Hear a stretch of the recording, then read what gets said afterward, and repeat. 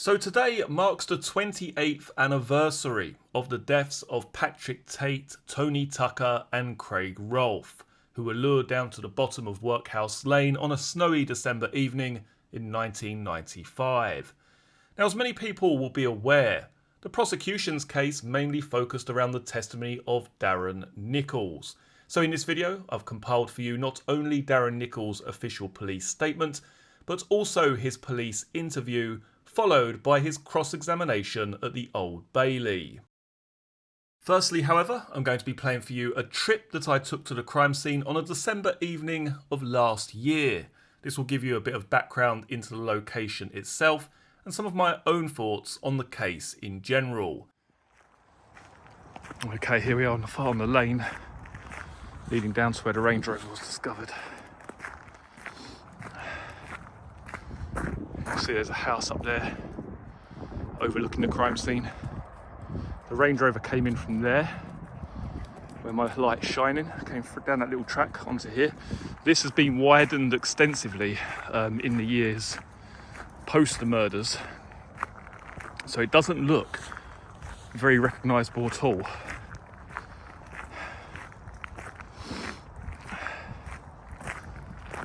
But I can assure you it's definitely the right place. See that tree there? In the crime scene photographs you can see those trees still present there to this day. And the Range Rover's found around here. Two farmers going to feed their pheasants in the morning.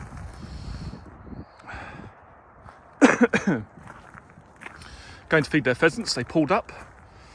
There was a Range Rover blocking a gateway, and the farmer got out to tap on the window and ask the occupants to move. He thought they were asleep, but they were actually dead in the vehicle, around about here.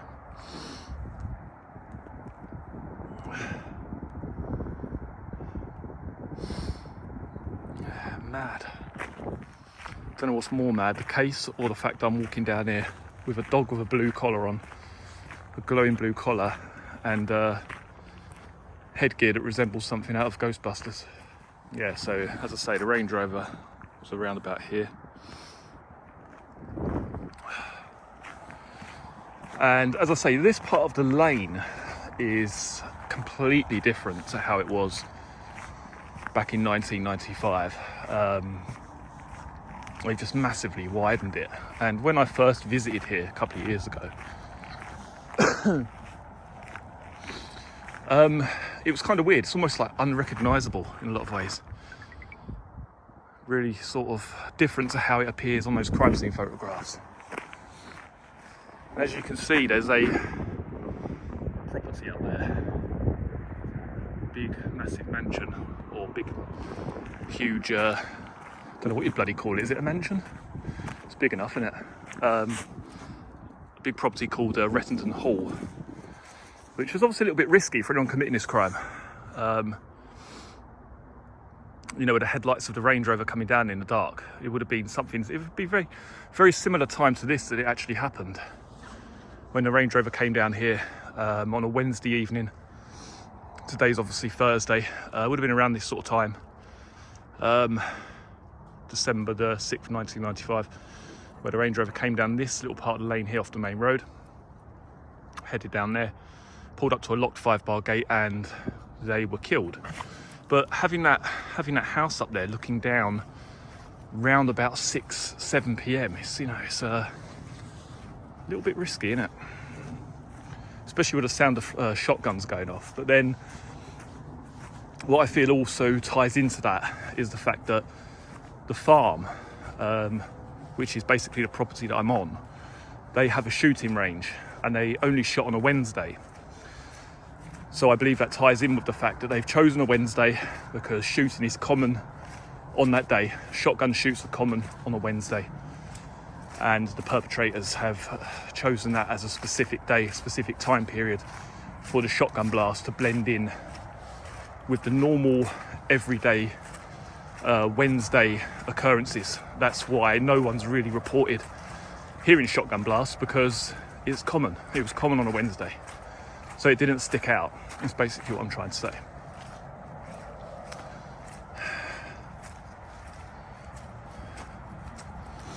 Right, so here we move up, and you can see there's a main road up here as well.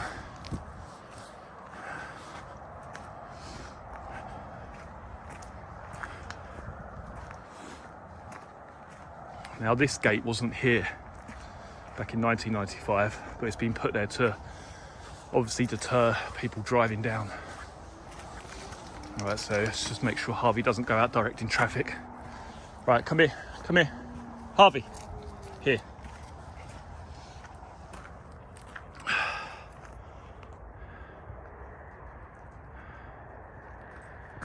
And the getaway vehicle basically came in off the main road here.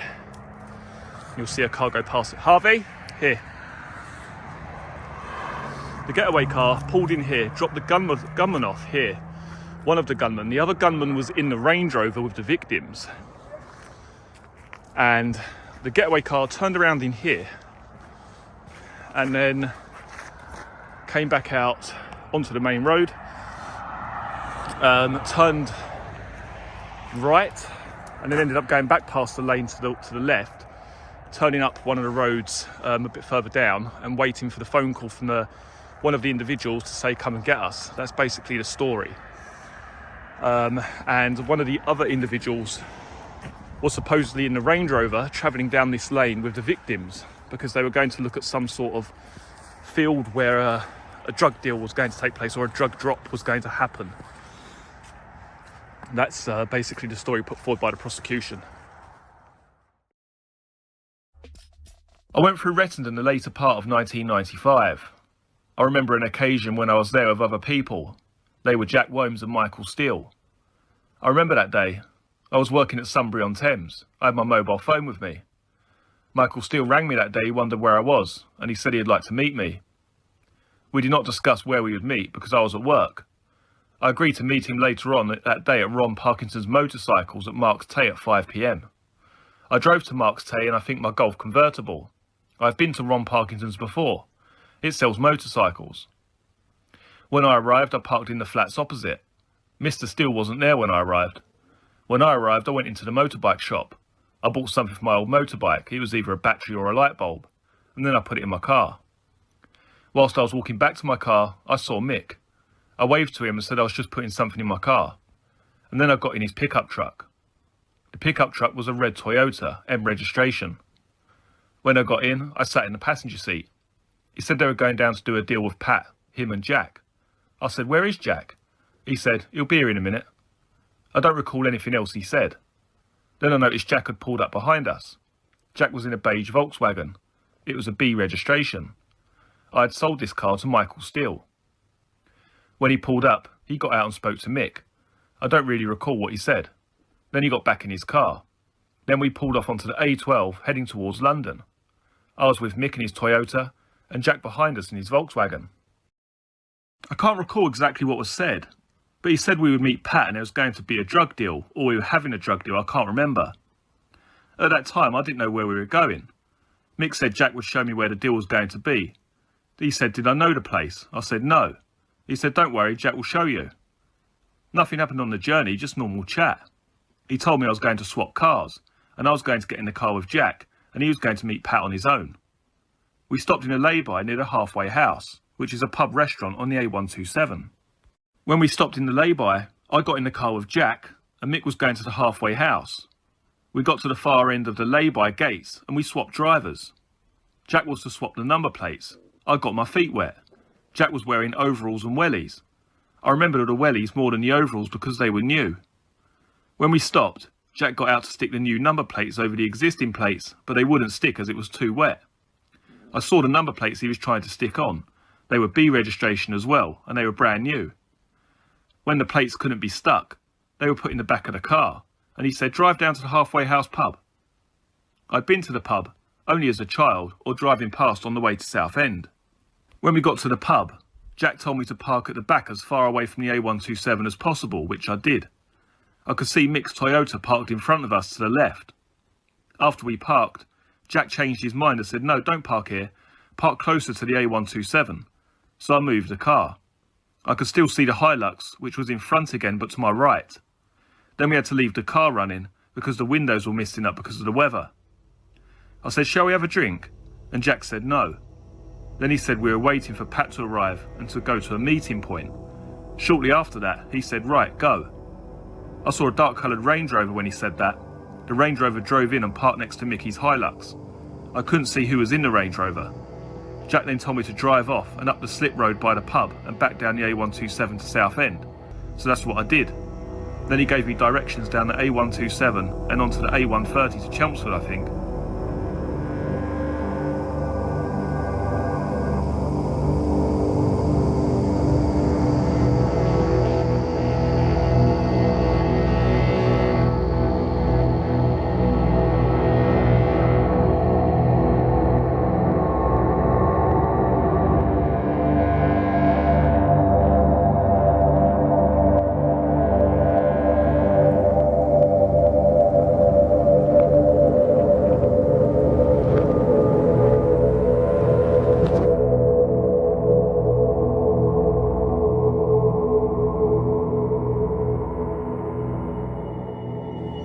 The A130 goes from the A127 all the way to Chelmsford, but we went to the Rettendon Turnpike, which is a roundabout with traffic lights on it.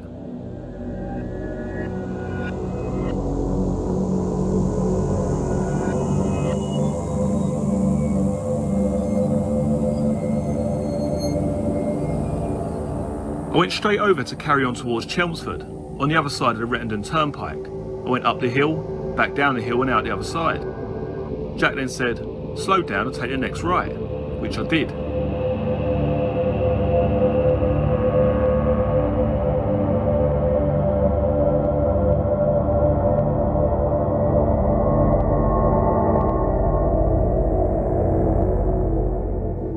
It was a lane and not a road. Then I turned left into a gap to turn the car round. The headlamps were facing the road back towards the A130. Jack told me he'd ring me when he wanted me to pick him up. I had my mobile phone with me. He got out of the car, had a bag and a coat from the back. The bag I think was a canvas sausage-shaped bag. I didn't notice it in the car before. I might have done, but it didn't register. He told me he'd ring me when he wanted me to come pick him up. So I pulled off and went right towards Chelmsford. I drove down the road to the first point I could turn around to a petrol station. Then I drove back up the road and parked in a pub on the left-hand side of the road. I left the engine running and checked my phone to see I had a lousy signal, so I moved to get a better signal up the road. The pub I was in had a bright pink Morris Minor.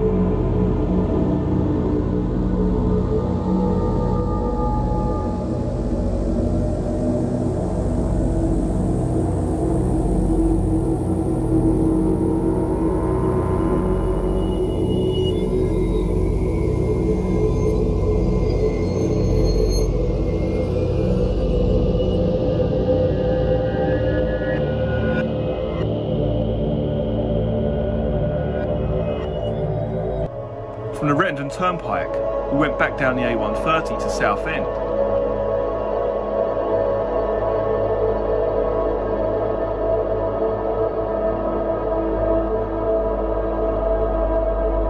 Then at the roar of traffic lights, I turned left, straight to the bottom of that road.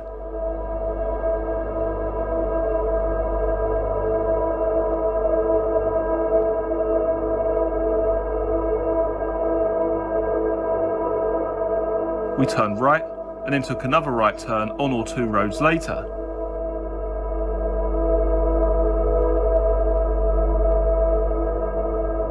As we went up the road, there was a pub on the right hand side, the Hungry Horse or Hungry Hippo, something like that.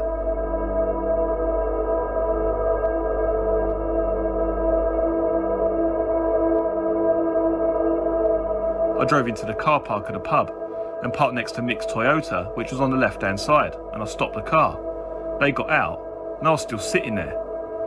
Nick had opened up his Toyota and told me to go and get in, which I did.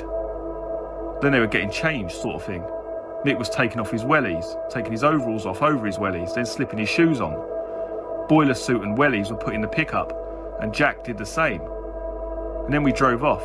Mick drove in the Hilux with me in the passenger seat, and Jack was behind us in the Passat.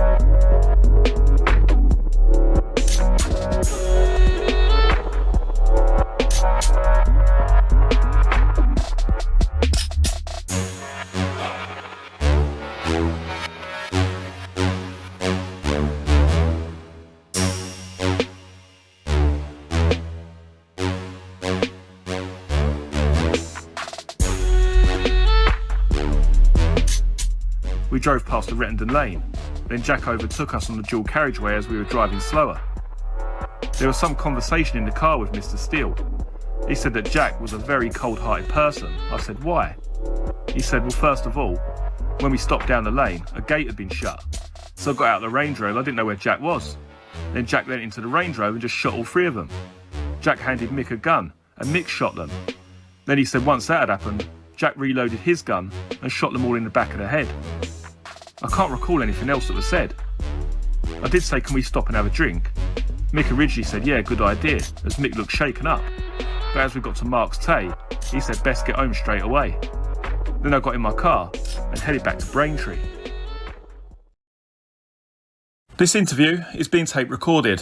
The time is 11 minutes past 10 on Friday the 17th of May 1996 and is taking place at our interview room within the cell area at Rayleigh Police Station. I am investigating the offence of possession of a controlled drug with the intent to supply, and a record of this interview will be made and may be given in evidence if you are brought to trial. I am Michael Joseph Brown, Detective Constable 744, and my colleague is DC 1477, Chris Winston of the Essex Police. Now, you do not have to say anything, but it may harm your defence if you do not mention when questioned something which you later rely on in court. Anything you say may be given in evidence. That is the caution, Darren, and I assume you understand that? Yep. Right, now, this morning we've already had, as you know, Darren, an interview with yourself, when you disclosed certain information about the murders of Tate, Tucker and Rolfe at Rettendon in December 1995. I've been asked to put certain specific questions to you initially this morning, which I'm going to do now, okay? And then later on in the day, we'll be having further interviews. Do you understand that? Yeah. So first of all, what I'd like to ask you, Darren, is that did you have any knowledge of a plane or planes that are owned by Michael Steele? I have knowledge of an aeroplane he didn't own. He borrowed an aeroplane off of a good friend. Do you know who that friend is, Darren? I've got no idea, but you'll probably be able to find out because he was using it to bring drugs into the country sometime last year, 1995. He told me he'd landed in a field somewhere and that he'd been spotted by a farmer who took the registration of the plane down. So when he flew home, he phoned his mate up and said that he'd had to land for some mechanical reason, and his mate would probably get visited by the police. I don't think he knew if his mate was visited, but a farmer did take down the details of the aeroplane and, Mick was sweating it a bit. That's what made him decide to not fly anymore. You don't know exactly where he landed? No, I've got no idea because I've got no real involvement with it. He just told me as an afterthought that this happened. And, he'd put the shits up him a bit, so he said he wasn't going to fly anymore. And can you put that into a timescale last year? Well, you've got to be talking perhaps a year ago. So early last year? Early last year, yeah. Sort of late spring 95? Well, a long time before I had any involvement with him. It was just a story he told me, It wasn't something I had any involvement in at all. He said to me that they'd nearly got caught again when he was landing an aeroplane in a field. He must be local to Clacton because he doesn't like to travel far, but, I don't know whose aeroplane it was, just someone took down the registration of the plane. Have you ever had any knowledge of him flying planes out of Earl's Colne? Yeah, he actually offered to take me in an aeroplane once, but I wouldn't go in an aeroplane with him and Jack Womes at the same time. I said to him I'd love to go in an aeroplane. I've never been off the ground, and he said, I'll have to take you up one day. But he's giving Jack flying lessons. He was hiring an aeroplane from Earl's Colne for the flying lessons. So he said, Jack will be coming as well. And I just declined and said, no, I'm not keen on going in an aeroplane with you and Jack. Why was that, Darren? Well, I've known Jack since he was in prison and, we've never really got on. I've always thought that, Jack didn't like me. He didn't hate me, but he wasn't my best friend. And since Pat at Rettendon, I didn't really want to be in a bloody aeroplane if he failed to get it off the ground. So that's subsequent to the Rettendon incident, is it? Yeah. That he offered to give a ride in the plane? Yeah, he offered me a couple of times. He would say, if it's dry, we're going up. Do you fancy coming? I said no, basically. I'd love to, but no thanks. My wife said, you're mad. I bet you'd love to go up in an aeroplane. I said, I would, but not with them. I'd like a flying lesson, but I'd like it with a parachute on, Right, so that instant that you're referring to when he landed the plane, what did you understand the reason being for the plane being landed? Oh, well, that was to offload drugs. And were you told that, or that is your assumption? I'm not sure. I think I must have been told because he was telling me in context of drug smuggling. He wasn't telling me because him and Jack were flying and the aeroplane broke down. Right, okay. I mean, if he did, why was he so keen to take off again? Okay, fine. Now, just moving on from that, Darren, you told us about the Volkswagen Passat that Womes was driving the night of the murders from Marks Tay down to the halfway house. And then you drove it from the halfway house to Rettendon. Could you give us the details, the index number of that vehicle? I don't know the index number, but something I have remembered is that we didn't swap over at the halfway house. We swapped over a few hundred yards from it. I thought about that the other day. So Jack drove it away from the halfway house? No, we stopped before the halfway house. Oh, okay. We swapped over drivers and then he made me drive to the halfway house. So you were driving the vehicle onto the forecourt at a halfway house with Jack as your passenger? Yeah. And you presumed Michael Steele was still in his Hilux? Yeah. And you drove onto the forecourt of the pub, Darren? In a different place, yeah. In a different place? Well, we didn't park next to each other. He didn't want Pat to see us. Can you describe the positions in the car park? Well, not without a plan of the car park. I mean, we didn't come down the main road like the 127. We came in down like a lane. Yes, that's where we swapped over at this country lane. And then we drove down it and you come to the halfway house. We parked at the very back, like the back of the car park, nearest to the lane as it were. Yeah. But then after a few minutes parked there, Jack said, no, we don't want to sit here. We won't see them when they come in the car park. We'll go to the front. So then we turned around and I reversed the car. So we were actually looking at the halfway house pub and not looking at the arterial road. Right, so you had your back to the main road. Well, so I had my back to the main road then, yeah. Sorry, can I just clarify which way they drove in? Which way they drove in? Did they come from the same way as you had come in, or did they come in off the arterial road? No, they came down the country lane as well. I'm pretty certain because Jack saw them, not me. I didn't know what I was looking for. So Jack then saw them arrive in a Range Rover. I don't know what the colour is. You know, it was dark and it was winter. And like, you know, it was a dark colour. It wasn't white or anything. If we could just go back to the original question about the Passat. Can you confirm the colour of that vehicle, Darren? It was beige. What, dark or light beige? No, light beige. That's probably why I couldn't sell it. It was a horrible colour. Did you get the index number? No, it's a B registration car. I mean, my friend should be able to tell you the registration because he'll know where he bought it. You should be able to ask the previous owner. Okay, so how long are we talking about him having it? Well, I had it for quite a while. When he had it, he'd got it MOT because when I bought it, it had a year's MOT on it. He'd had it quite a while though because I wasn't interested in it. I thought, oh, I'll never sell that. But the price kept dropping down and down and down until I thought, yeah, you know, it's cheap enough. So I bought it. And they used it in December, but I probably had it, I don't know, 3 or 4 months before that. Okay, Darren, so you had the car for a period of time. Yeah, I had it quite a while, yeah. Was it a saloon or an estate? No, it was an estate car. It was an estate car? Hang on. Oh, I can't remember if it was a saloon or an estate car. Oh, sounds stupid. For some reason, I thought it was an estate car. I'm pretty sure Gary will tell you. I'm not even sure if it's an estate car or a saloon car. That's okay, we'll check that. Fine, okay, just carry on. It was an estate car. Definitely was an estate car. Okay, Darren, it is an estate. I'm pretty certain it's an estate car, yeah. I know that sounds pretty silly. Okay, Darren, now, you described to us a public house you drove to near the railway station at Rayleigh, and we believe we've identified this as a pub that used to be called the Traveller's Joy, and is now currently called the Hungry Horse. Now, as you described, you came down the roar of turning to the traffic lights, turned right, took the next right, and it's down the bottom of that road that you would then in effect turn right onto the pub forecourt. And that's like a side road, is it? Well, it's a smaller road, it's not a main through route, no. Yeah, well, that's it. And as you actually come from that road, as you turn in, there's a car parking area to your right. Yeah, it goes all the way around the pub. And there's also a car parking area to the left that goes over some big speed humps. Do you think that this is the place you described? Yeah, I just remember it like I said, you know, the people using it weren't using it as a pub car park. There was lots of people coming and going from the car park, and they weren't from the pub, so I thought it might have been near a station or something, you know. Yes, well, you were actually quite right. It is near a station. I think Mick and Jack went into the back of Mick's Hilux. I don't know if I said that last time. He was going to go home and Jack wasn't going to his house. Mick said to me, Jack's going to go and dispose of the car. And well, I'm just thinking of things he might have said afterwards. He's going to go and basically like make the guns into piles of nothing with his plasma cutter or whatever, you know.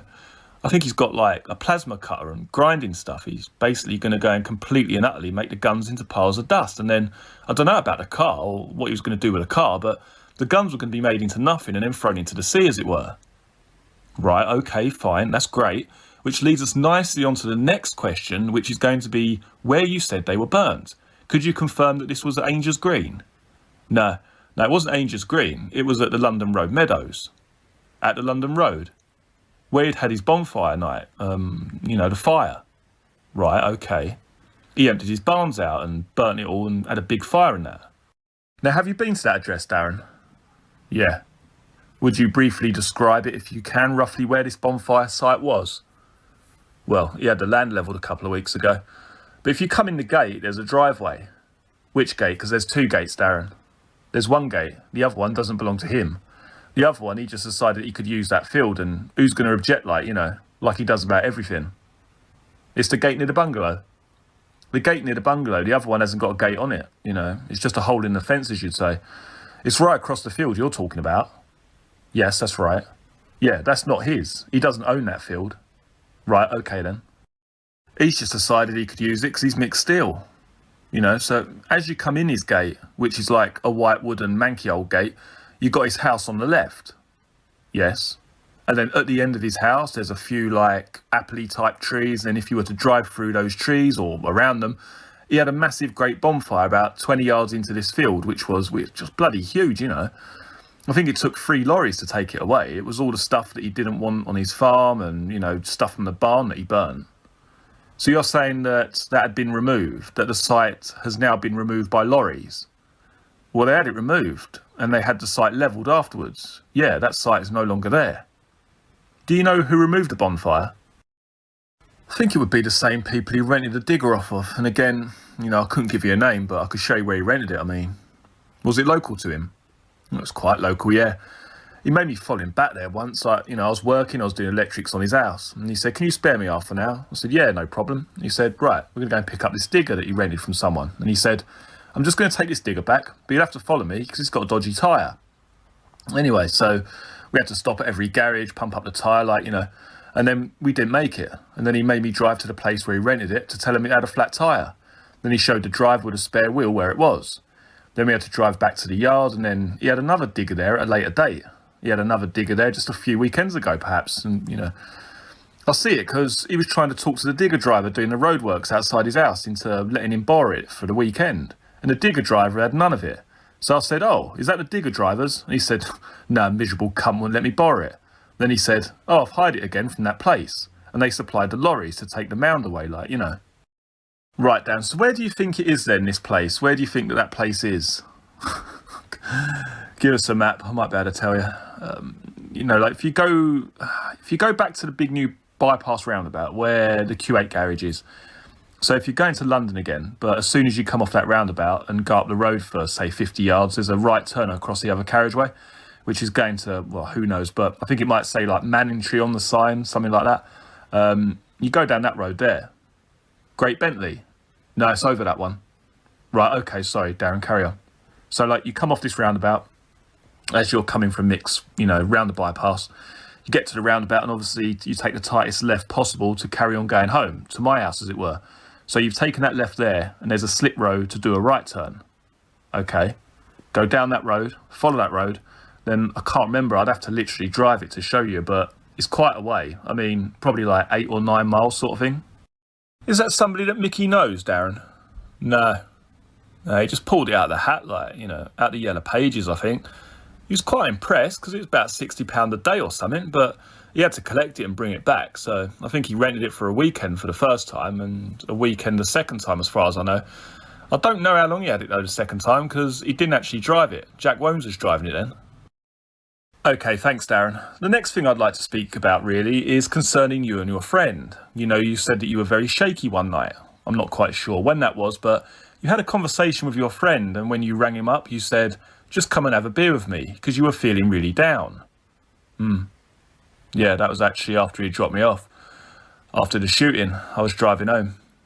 Okay. And see, well, I can't actually remember what it was, but I knew I rung up my mate. Darren, would you tell me who that friend is, just so we could make some approach, so he could confirm how you were that evening? To be honest, I don't even think he noticed. Well, could we perhaps be the judge of that, because you said he actually spoke to you. He did, yeah. I do remember him saying that you don't look your best. Did he say, are you okay, mate? And you said, no, I've just had a rough day. He may well remember a conversation like that. He might well do, but, you know, he's not a silly bloke. I'll tell you his name, but you're not going to go and steam round his house or something, are you? No, certainly not, no. Right. His name is Ricky Snell, spelled S-N-E-L-L. He's just moved into a new house. I'm supposed to be round there wiring it up. And do you know the address of that? Not the full address, but it's Albert Road, Braintree. Albert Road, Braintree. Well, all I can say is that you're off of Coggles Road. You turn into Albert Road. I mean, you know, the 2 mini roundabouts by the police station. You go straight across Coggles Road. The very first right turn is Albert Road, and he lives in the very first house on the right. It's a detached house on its own. It's a white house, and he bought it because it's on its own. You know, he likes to play his music a bit loud and probably doesn't like neighbours, so that's why he bought it. Okay, Darren, that's fine. Do you want his phone numbers? Well, yes, if you've got it, please. Right, well, this is his house number, but he's not often in because he works a lot. It's 01376 320 343. His mobile number's 0973 220 343. He couldn't get the same number as his house number. They didn't have it. You've got a hell of a head for bloody telephone numbers, haven't you? Well, I don't write nothing down. Right, well, we'll skirt over that for the time being.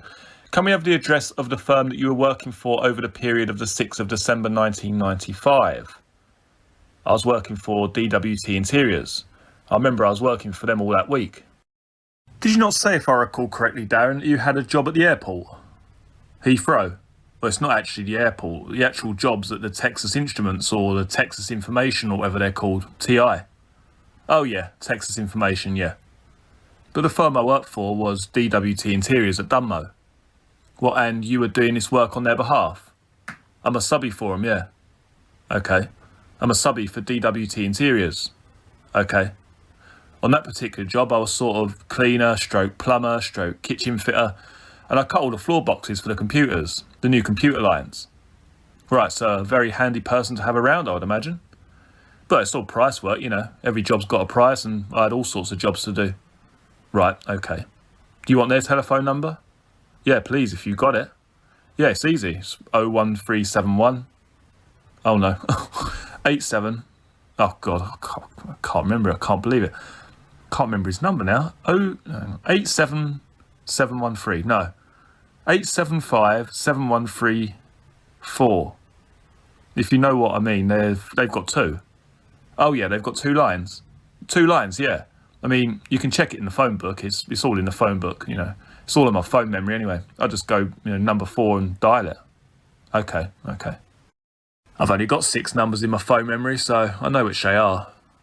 Right, okay, Darren. The last question I'm going to ask you for the moment is whether you can recall this around the 18th of March 1996. Did you go to Gallows Corner and have a meeting with Mickey Steele? No, I didn't, but I was working in Western Avenue, Gallows Corner, which is like...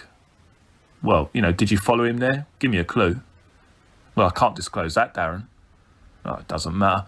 But anyway, when I met him, I was like, 100 yards around the corner. I was virtually working on a job. My brother's laying all new, ornamental garden stuff for this bloke. And my brother wanted me to wire up the pond pumps and the outside lighting and all that. But I was working there, and Mick rang me and said he wanted to see me. And I said, oh, okay, where are you? He said, I'm in Southend. I said, oh, that's a touch. I'm at Gallows Corner. So I told him where to stop, because I didn't really want him coming round to my work, to my job where I was working. And where did you tell him to stop, Darren? Well, he was coming down the 127, so I said, don't go over the flyover, take the slip road, then take the first left, which is, God knows what road it is, but I said, just go down there, there's a set of traffic lights, go left, and there's a row of shops. I just said, stop in the lay-by there. I mean, I was working further around the corner, it took about, a minute to walk there, but I still drove anyway. Okay, Darren, so what was the purpose of this visit? Well, he had a kilo of cannabis off someone. He said it was Russell Tate. Well, you think he meant Russell Tate, but he used the name Russell to you, Darren, is that correct? Yeah, he said to me, you can sell it for me, here you are, and just gave it to me. Was he on his own? No, he wasn't on his own. He was with Paul Gwinnett, or Paul, I'm sure it's Gwinnett. And then what happened to that cannabis? I put it in my car, but I don't know what I was driving. And what was the eventual outcome with that cannabis then? Oh, I gave it to one of my friends and sold it, and he gave me the money and I give it to him. Do you remember how much money that was for? 2,200. So it was probably a kilo. Yeah, it was a kilo, yeah. And was it resin? It was like bars, like soap bars, whatever they call it. You say bars, what, 2 bars? 4. 4 bars, right, okay. That's fine.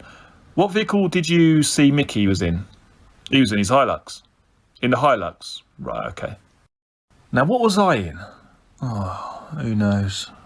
I mean, what was I in? I was either in the Scirocco or I was in a white Citroen I just bought. But I think I hadn't bought the Citroen yet. So I went to that house 3 times, did 3 different jobs. I was probably in the Scirocco, because I don't know if I owned the Citroen at the time. But I did 3 different jobs around that house. I know on one occasion I turned up there in the Citroen. That's okay, Darren. Well, obviously, perhaps we can go back to that in a little bit more detail later on if you remember anything extra. I've something else to say as well that I mentioned to my solicitor. Right, certainly, go ahead. Well, the previous solicitor said that someone had been charged with being in possession of a shotgun. I said I didn't know which person it was, but a month before the shootings, Mick had said he wanted to buy a shotgun, and I should ask my friends to see if I knew anyone who had one for sale. I said, yeah, all right then. You know, I asked one person I knew because he had an old shotgun he used to shoot rabbits with over the fields, but he'd gotten rid of it. So I said to him, you know, don't worry about it. You know, I wasn't that particularly keen on getting him a gun. Then anyway, after the murders, about 3 or 4 days, I don't know, might have been a week, I don't know, you know, a bloke knocks on my door that my mate had sent round, and he said, you want to buy a shotgun, don't you? And I thought, oh, fuck me, what do I do now? I mean, you know, obviously I don't need a shotgun any longer. And the blokes actually started saying, you know, what a shame about these blokes, because for some reason everyone in Braintree knew, you know, either been locked up with Pat Tate or knew him. So I thought, what the fuck do I do here? Do I buy this gun or what? So I said, hang on, I'll find out if my mate still wants one. Anyway, so I rung Mick up and said, look, there's a fucking bloke at my door with a gun for you. I don't know what to do because I know you don't need it anymore. He said, buy it anyway. We don't want any suspicion. So I get the gun off the bloke and took it to Mick and he gave me the money. Could you describe that gun then for us? Well, I know it's a 9-shot pump-action shotgun. I don't know what make it was. It was in a brown case. Would you recognise it again? Yeah, probably. He had 3 cartridges with it because I remember the bloke saying to me, look, he pushed these 3 cartridges in with his finger and said, look, there's plenty of room for more. It takes 9. Believe me, I haven't got 9 with me, but it takes 9. I said, I'm not fucking bothered at all. I don't care how many it takes. And who was this person who approached you, Darren? The bloke that approached me? I don't know his whole name. All I know is that he's called Matty and he's a traveller. I don't know where he lives. He's just one of those people that's always around. Could you describe him for us? Well, I always think all travellers look the same. Well, he was male, how old? Well, bloke, how old? Quite young, I know, probably not even 20. Bit of a Jack the Lad type. And what was his build? What sort of build was he? You know, stockish, drives a white, what are they called? It's a pickup. It's got one of those, you know, they're higher up than normal, you know, sort of like a pickup type vehicle. What, like they've had the suspension sort of raised? No. No, I don't mean like a Hilux. I don't know whether it's a Nissan Cabstar, something like that? You think it's a Nissan Cabstar, yeah? Possibly, yeah. Do you know the index number? Oh, I haven't got a clue. But he's got money. He's like all the other travellers at the minute, you know. He's got the UPVC cladding on the side, like, you know. I don't know what the firm, what he calls himself this week, but he's one of these people that goes around doing excellent jobs to people's houses. Is he local to Braintree? He's local to Braintree. I think he's not long been married, and I think his dad or granddad or uncle, something like that, he owns, do you know where Baytree Boot Farm is? No. They do boot fairs. Baytree Farm, like, it's the cog. It's the A1 whatever out of Braintree towards Marks Tay. Is that on the A120? A120, yeah. As soon as you go out of town, they got a boot fair on the right.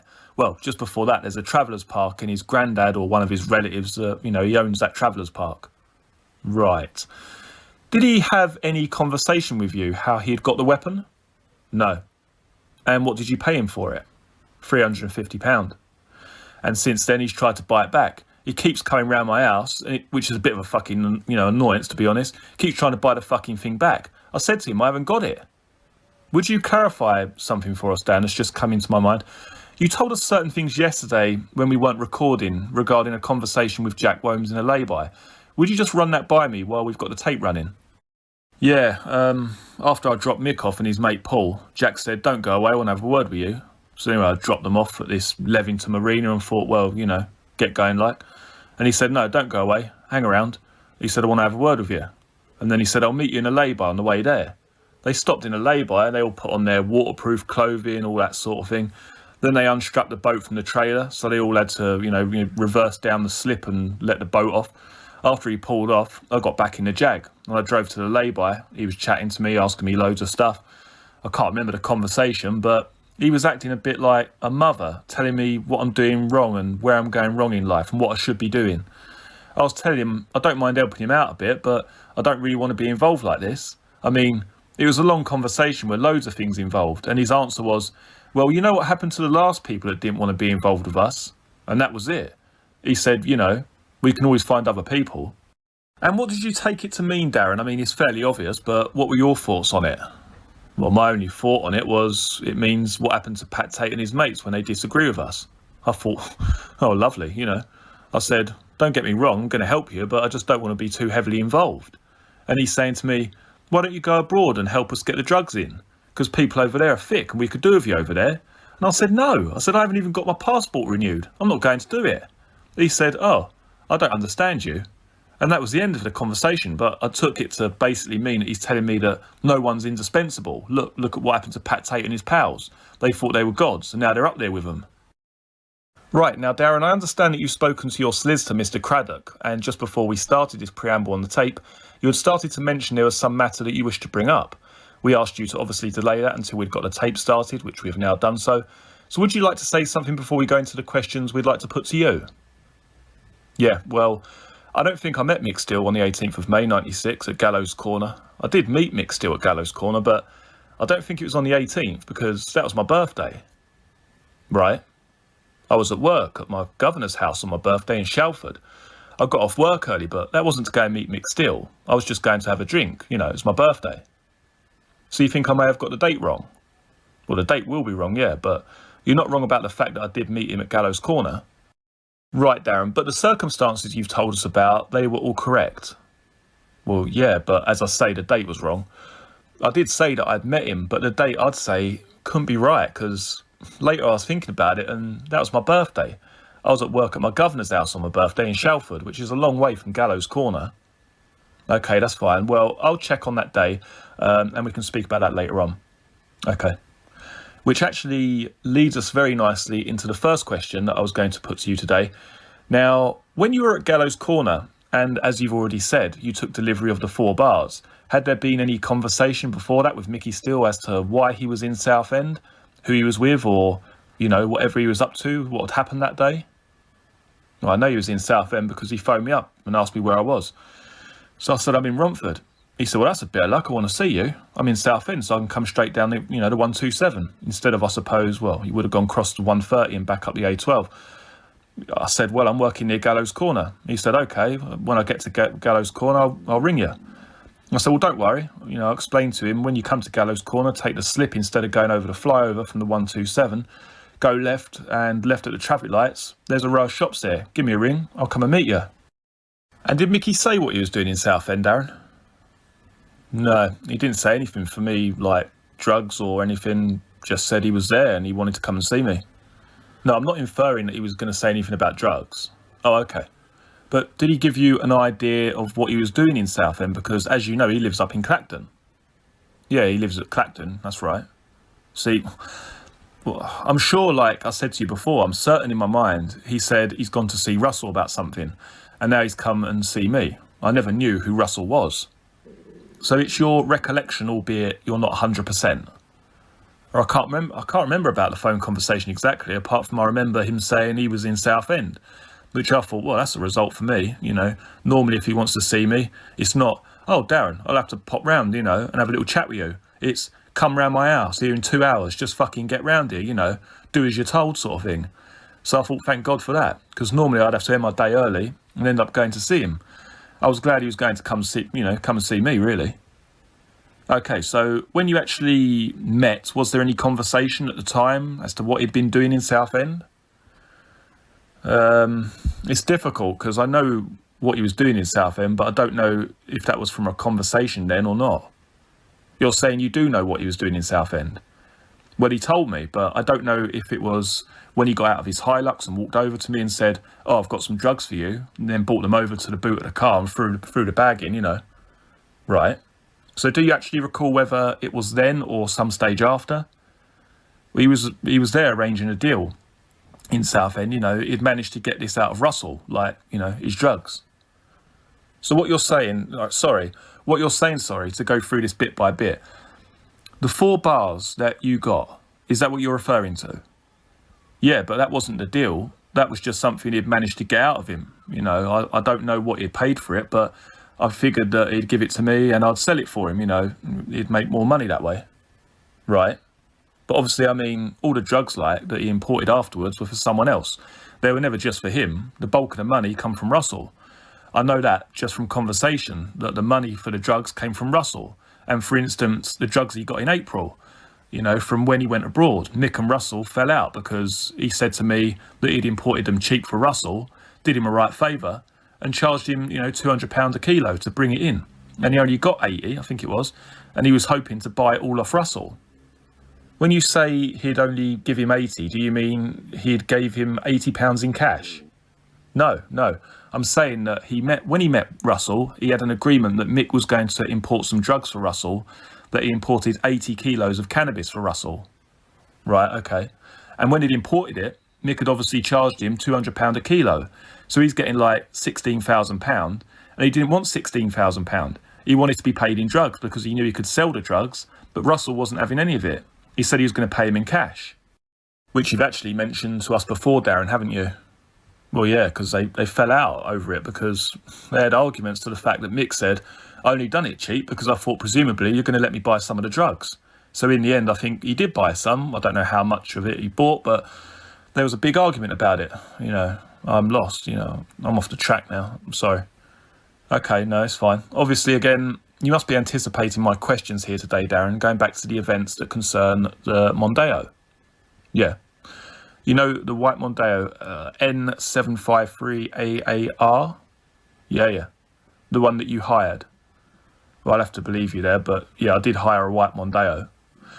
Would you just go back, because we believe at that time there was an importation of some drugs. So what we'd like to do is to go back to the relevant period when you hired the Mondeo, starting off with the conversation that you had with either Steele or others, leading up to the events for you to go and hire the Mondeo. Well, he rang me at work in the afternoon. He'd left messages, you know, on my answer phone to ring me, and I'd rung him and got through and said, I'm returning your call. And he said, yeah, you've got to do me a favour. I said, what's that? He said, I need you to rent me a car. I was actually home from work at this time. I think I hired it on Friday, I think. Well, I can tell you the exact dates, Darren, if you'd like to know. Well, I think I hired it on a Friday anyway, because there were people in there hiring flash cars just for the weekend and stuff, you know. Right, well, I can tell you, Darren, that I've got a copy of the budget rent-a-car vehicle here. And the date was the 12th of the 4th, 96, which I think, as you've quite rightly said, was a Friday. Yeah, I had to return it the following week, which would be a Friday again, yeah. Okay. Can we just go back to what you were talking about? We've got a copy of the itemised calls to and from yourself on telephone numbers 01376 331105, and that's your home address? That's an old phone line, that one. Is it the current one is, hang on, is it the current one is 551430, is that correct? 1430, yeah. And your mobile number, which is 0973 427 288? Yeah. Okay, now, we've got an itemised list which goes from the 1st of the 11th 95 to the 15th of the 4th 96. So the car was hired on the 12th of the 4th. Which day are you saying Mickey Steele phoned you to arrange it? On that day? On the 12th of the 4th 96? I'm saying he phoned me on that day, yeah. Right, so if we have a look through here, hopefully we've got a record of that, the call that might have been made. Now, there's only one call shown on the 12th of the 4th that you received, and that's at 14:57 hours, lasting for 1 minute and 30 from Steele's mobile to your home address. Is that what you're saying? Yeah, that would have been it, I'd imagine. He did ring me on that day. I remember he rung me, and I called him back a while after. I mean, you must have Budget's number on there as well, if it's a call I've made. Well, that isn't actually shown on here, Darren, but that's not to say it hasn't been made. Certain items on the billing have just been put down for our information. It's not obviously every phone call. Okay, well, what happened next was that I opened the Yellow Pages, I found Budget, rung them, and they said, yeah, we've got a Mondeo. Because Mick had said, get a Mondeo type car. He didn't say it had to be a Mondeo, but, you know, that's what I asked for. So I rung up Budget. I mean, they were in Chelmsford, so I thought, yeah, great, just down the road. I think I did ring them. I think if you check, I rung another couple of firms as well, and they said, I'll ring back the man who deals with it's at lunch at the moment. I'm not sure what firm it was, but I'm pretty sure they said, ring back the man that deals with the rentals at lunch. So I rung Budget, and they said, oh, we've got one. It's ready at around 5 p.m. or something. So I rung him up and said, they've got one. It'll be ready at 5. And he said, oh, I'll come and pick you up. Okay, Darren. Well, I've only got one call shown here, but the thing is that the listing that we've been given so far only goes up to the 15th. So whether there's an update on this, I don't know. Well, look, I'm only saying that because for some reason I think I came home from work at lunchtime and I was panicking because I couldn't find my driving license. You know, you can't rent a car without a driving license, so I was like panicking, but we found it anyway. Okay, Dan. So just to keep to specifics for the moment, you were told to go and hire a Mondeo type vehicle, which you did. Were you told why you had to hire the car? No, he just said he needed a car. He didn't, specify his reason. I just said, okay. I'm not given much choice. He said, no problem, it's nothing illegal, it's not for use in drugs or anything. I remember him saying that to me. So you eventually hired the vehicle? I went and hired the Mondeo, yeah. I went down and hired it and he waited outside budget. And then we drove up the road 100 yards. Right, now we haven't actually covered that part of it, have we? So just go back a bit, Darren, after the phone call. When did you then meet Mickey Steele? He came to my house. He came to your house in his Hilux. In the Hilux, right. And he took you to budget. Okay. Well, and on the way, I think he spoke to Jack. Jack Womes on his phone. And after he spoke to Jack, I'm not sure if he spoke to him just before I rented the Mondeo or after. But he said something about, don't bother to meet me in Chelmsford. You go straight down and we'll meet together at the Little Chef. The slip road off the A12 onto the M25. There's a Little Chef there? Yes, the one at Brentwood. Yeah, that's the one, yeah. Take the Brentwood turn, there's a Little Chef and a garage. And they were going to meet there for something to eat. Right, so you drive the Mondeo away from budgets. Yeah, only a few hundred yards. He stops and says, do you know where there's a cash point, Darren? He said, like, Barclays or something. And I said, well, there must be one in town. He said, well, I don't know this town. Can you show me? So I drove the Mondeo just into Chelmsford town centre. And Mickey follows in his Hilux. Yeah, he follows me in the Hilux. And then I spotted a Barclays. I stopped it. He stopped, one car between us. There was a car in like a lay-by, so I just stopped in it. Sorry to interrupt you there, Darren, but obviously because certain things can be corroborated on this, you've taken the car out of there, and again I'm referring to the copy of the budget rental thing here at 17:49, like roughly 10 to 6 or so. Would that be about right? Yeah. So then after that you go in there to the town with Mick? Yeah, with Mickey, right? And he makes a withdrawal? He goes to Barclays and takes some money out, yeah.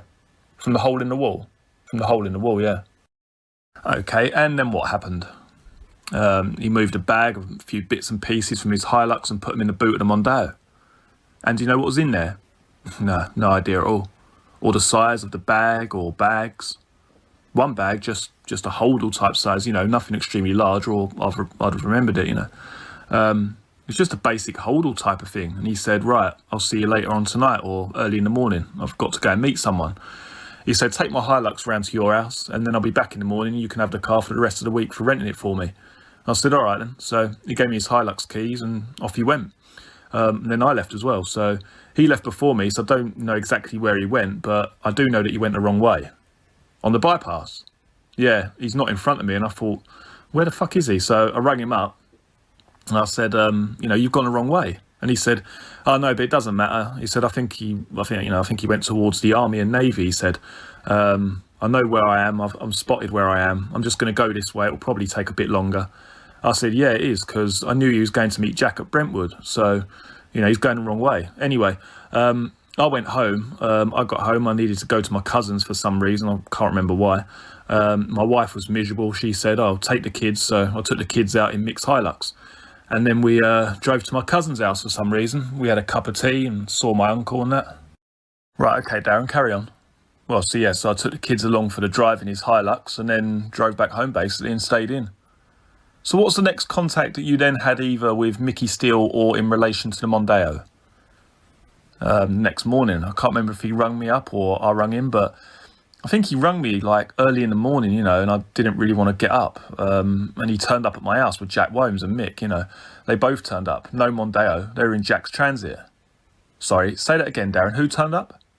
Jack Womes and Mick Steele. Okay. Yeah, they turned up at my house, the next morning. They had rung me up before, or I'd rung him. I can't remember which way round, but I know it sounds silly. I said, oh, no Mondeo? And he replied, no, a bit of a problem. We've left it in Ostend. I said, what? He said, well, we've left it in Ostend. The blokes were getting cold feet sitting over there with the drugs. So we've left the Mondeo and they've put loads of dings in it. I said, oh, thanks, cheers. Fucking hell. Nothing to worry about, he said. They're only going to sit in it all day. This was like in the early morning. He said, I'm going to go home now and have some rest, and that I was worrying about nothing. What, he actually told you this, did he, Darren? Yeah, well, I mean, he didn't tell me that the boat was going in, but he said they're going to be picked up, which means the boat's going in the water. Who told you this? Mick Steele.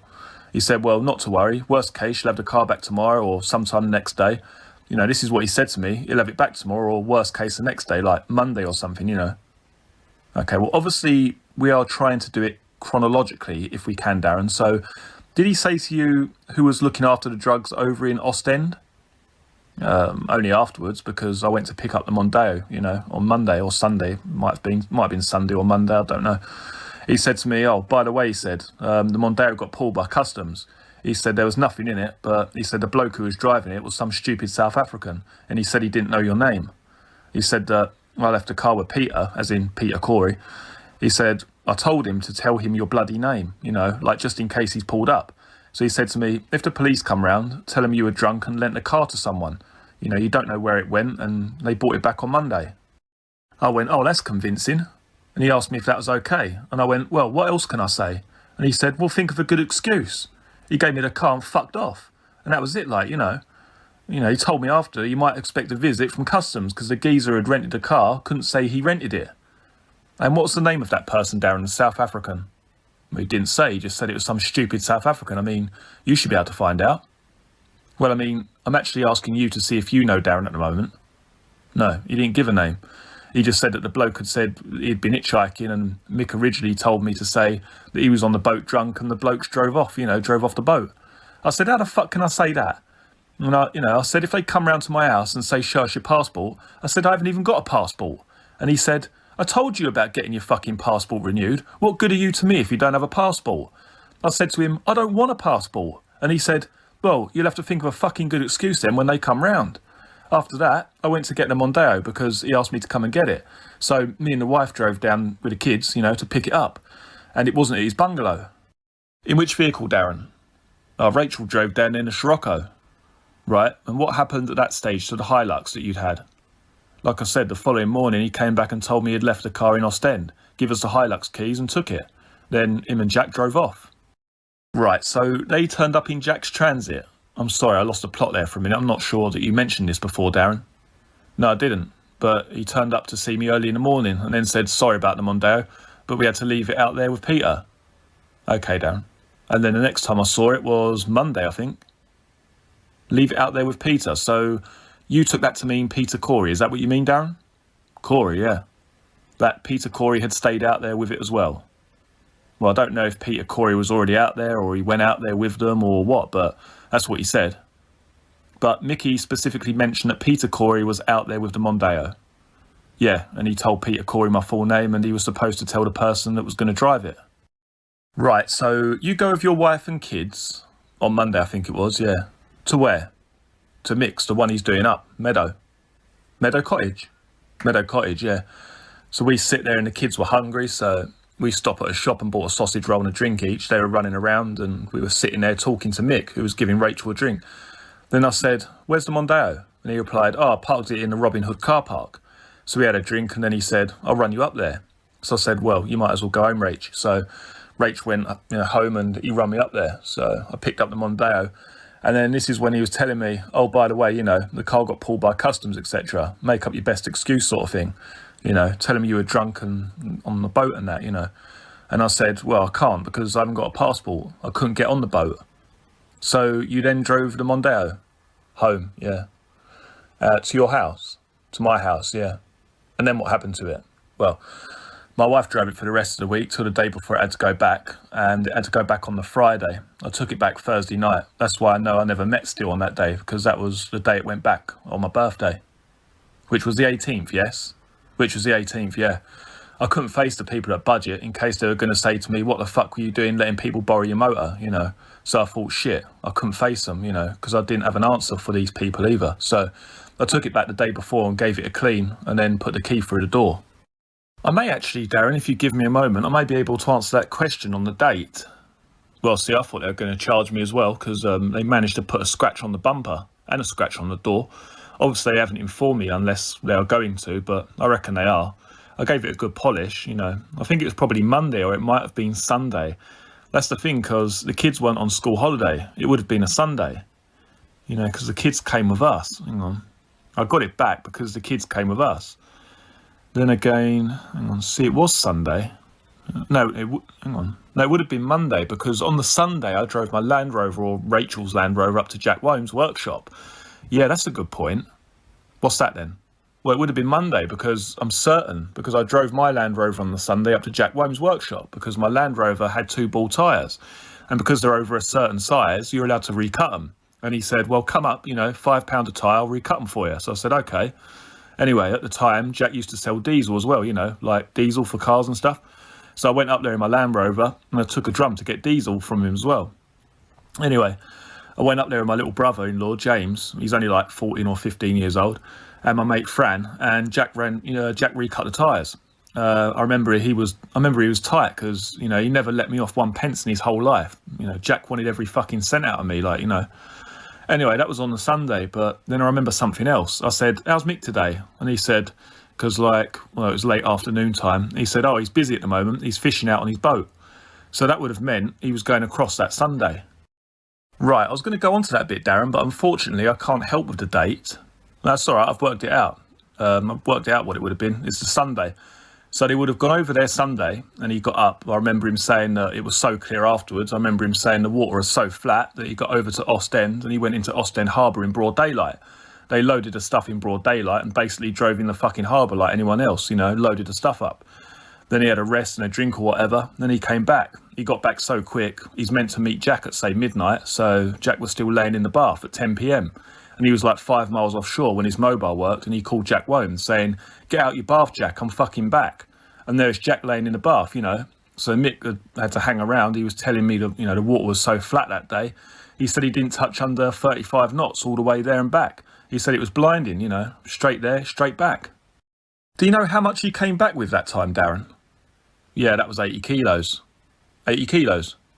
Well, yeah, that's the one I told DC Bird about. I rang him up and told him. I'm pretty certain I spoke to Mr. Bird about it. So that was your whole involvement? Did you know what happened to the consignment of drugs once it got here?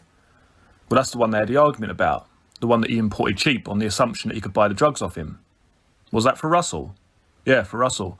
He bought it cheap for Russell, and then he fell out with Russell because Russell said, no, you can't have it, and wanted to pay him with cash and not the drugs. Because if he'd had it in drugs, you know, he'd sell the drugs and make more money. So he was pissed off with Russell, and then I don't know what happened. Anyway, they're arguing, they had their argument. And then he said, well, next time, him and Russ had sorted it out, you know. So when the people go back down again to buy some more, they were going to be buying some for Mick. And Mick was going to be paid in drugs as well by Russell. Right, so do you know the actual mechanics of how the drugs got from Mickey to Russell and then where they went with Russell? No idea at all, no. I mean, I've never met Russell. I couldn't point him out in a crowd. No, I wasn't suggesting that to you, Darren, but whether you knew or you'd been told anything, that's all. No, not at all. Nothing from Mickey. I mean, originally, I knew that when he got drugs, he picked them up at Point Clear, as I said in another interview. He always used to put them in his mum's garage, so I presume that Russell came down because, you know, Mick's not the sort of person to actually do anything or go anywhere. Everyone's got to come to him. And I presume that Russell came down and collected them. Everyone else who's dealt with him's got to come to him, so why should Russell be any different, you know? Do you actually know how Russell got into Mickey? No. I mean, I can only presume he's always done drugs, like his brother Pat, you know. You presume that, but you don't know. I don't, no. I mean, I didn't even know Russell was a Tate until I got arrested, until I was charged. Just Russell was a Russell, until they said Russell Wayne Tate. Right, okay, now, what I'd like to move on to, Darren, please, is we've had a brief conversation about your Land Rover. Is that registered to Rachel? Yeah. Okay, would you just go into the full details as you remember them as to how that Land Rover actually got to Steele's first of all? This is like a two-part question, but we'll give it to you in parts. How it got to there on the Friday, like a week ago today, you mean? Yeah. On Friday, a week ago today, he came to my house around 4:45 p.m. I know this for certain because my wife was just walking out the door to take my little girl swimming because they both had a swimming lesson. One has one on Thursday at 5 p.m. and one has one on Friday at 5 p.m. And she leaves at 4:45 to get to the swimming pool. And I was looking after my eldest girl. We were walking to the post office to post a catalogue parcel back for my wife. And when I came round the corner, my wife was driving around the corner and she opened the window and said, "Mick's here looking at your Jag." And she drove off swimming. So I know it was Friday. Mick said, "I'll have it. It seems okay." Peter Corey drove it round the block once and said, yeah, that's all right, we'll have that. And I thought, great, I've sold it, brilliant. Saturday I'm at work and he rings me up. Do you want to know where I was working? Yes, if you can remember, Darren. I was working for a Mr. Richard Bolgin, who was actually half owner of the Jag. He lives at Piggott's Farm, Great Sailing. He can confirm this because I half repaired a wall. Obviously the other half's waiting to get done. But his phone number's 01371 851 453. Easy to remember because my father-in-law's is 345. Anyway, so I was working there and he rang me up and said, I don't want this Jag, it's gutless. I said, oh, fair comment, come and collect it. And he said, I'll fill it up with petrol for your trouble. Then he said, could we borrow your Land Rover? And I said, yeah, I suppose. He said, all right then, drive down in your Land Rover and you could pick the Jag up. This would be on the Saturday. And the funniest thing is, I had to send my mate Saturday. He lives up the top of the road because my wife collects Tazos. Do you know what they are, Tazos? I do, Darren, actually, yeah. You know, out the crisp packets. My mate said, oh, my little boy's got hundreds. I said, oh, my wife only needs 7. She only needs 7 for her collection. So I went round there to see if I could bribe his little boy to buy some off him for her collection, you know. I actually said to him, I've got to go to Clacton to pick up my Jag. My mate wants to borrow my Land Rover. Do you want to come along for the drive? And he said, yeah, all right. So he came along for the drive. I got 6 Tazos out of the boy. I only need 1 more. Anyway, my mate, Ray Hearn, drove down in a Land Rover and he was saying, fucking hell, you'll pass out of all these fumes in here. Because it's like, you know, a bit fumey when you drive it. And I said, yeah, it's all right, though. Just leave your window open. Anyway, when we got there, the Jag wasn't there. And I think I might have rung Mick on the way to say I was nearly there. You know, he told me to ring him. I got there, I came across the fieldway to his, not through his gate. I came across that way because there were traffic lights and roadworks and whatever. Anyway, I came across the field that's not his. He said, park your Land Rover around there. So I did that. Me and my mate had to squeeze in his Hilux. And he drove us to my Jag, which he parked in the Robin Hood car park. He said he put 30 quid in it and mentioned he wanted the wiring for a tow bar because it's got a computer on it. He said it's a bit gutless, but I was hoping that we'd use it a couple of times and Pete would buy it off me. And I mean, regarding my Jag, if he was going to put a tow bar on it, obviously it means that he's going to tow his boat. If he wasn't, he needs to use it for other things which aren't legal. You've mentioned that before, that he may have used it, haven't you, Darren? The Jag? Well, yeah, I noticed that when I got in it, there was quite a lot of petrol when he took it. And he told me he put 30 quid in it, so it must have been quite empty. I also noticed the mileage had jumped. I'm pretty certain it had jumped, you know, a couple of 100 miles. And it only stuck in my mind because I remember when we got the Mondeo back, it had jumped about 240 miles, something like that. I think the Mondeo come with literally all zeros, I think. It was no mileage. The Mondeo's done about 200 miles, something like that. And the Jag's done about the same mileage. And I was wondering, you know, if it stitched me up. He said he wanted to buy it when all he really wanted to do was use it. Just to, like, get Peter down to Ostend and then come back in it. He says he wants it, borrows it, drives Pete to Ostend, drops Peter off, comes back in it, and says, oh, no, we don't want it now. And all he's really done is use my car. Okay, Darren. So as I say, yeah, I'm looking at the mileage and it jumped up. And I thought, well, I don't know if he has or Peter's just been driving around in it all night because he's got a Jag to drive about in, you know. Okay, Darren. Now, getting on to the second part of that question, we believe that the Land Rover was actually used either to put the boat into the water or take it out or to have the consignment of drugs come in. Do you know or have you had any conversations regarding who was using your wife's Land Rover? Well, I know who was using my wife's Land Rover, but it wasn't used to put the boat in. Okay, can you start first of all with how you know this? Who you got this information from? Well, I know it wasn't used to put the boat in. Okay, go on. Because I dropped them at the boat and it had been put in with a transit. The transit of Jack. He was putting the boat in at Levington Marina on a Sunday afternoon. And I know it wasn't used to pull it out because Jack said he was going to use his Range Rover, I think. Jack said you need a 4-wheel drive vehicle to get it out. So I'm pretty certain he didn't use the Land Rover. I mean, he may well have done.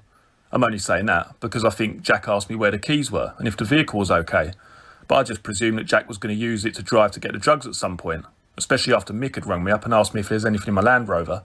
And when I picked it back up, I just presumed they'd used it for something because he wouldn't be asking me if there was anything in it because there was something missing. And when you say Jack, that's Jack Womes. Womes, yeah, Jack Womes.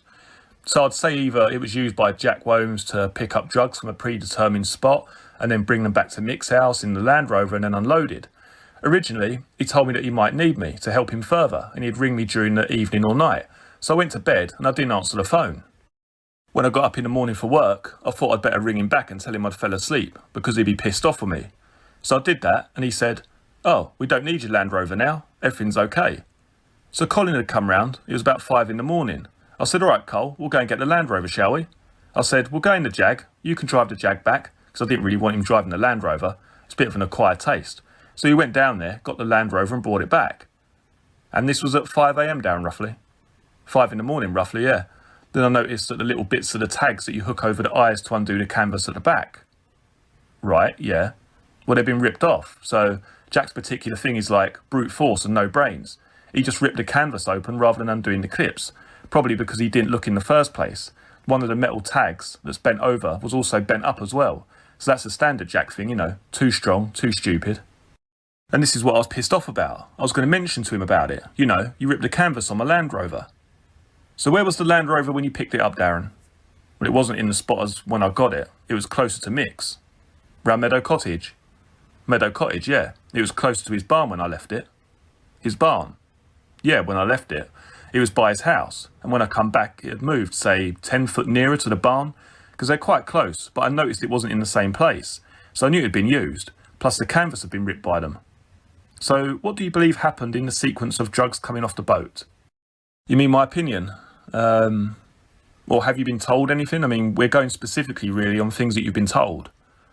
Well, specifically from conversation. I drove up there, they put the boat in with the transit. I presume that Jack met them at 1:30 in the morning. As he said to me, he picked the drugs up, and that's when I presume he used my Land Rover to pick them up. Jack told you that he picked up the drugs at 1:30 in the morning? Yeah.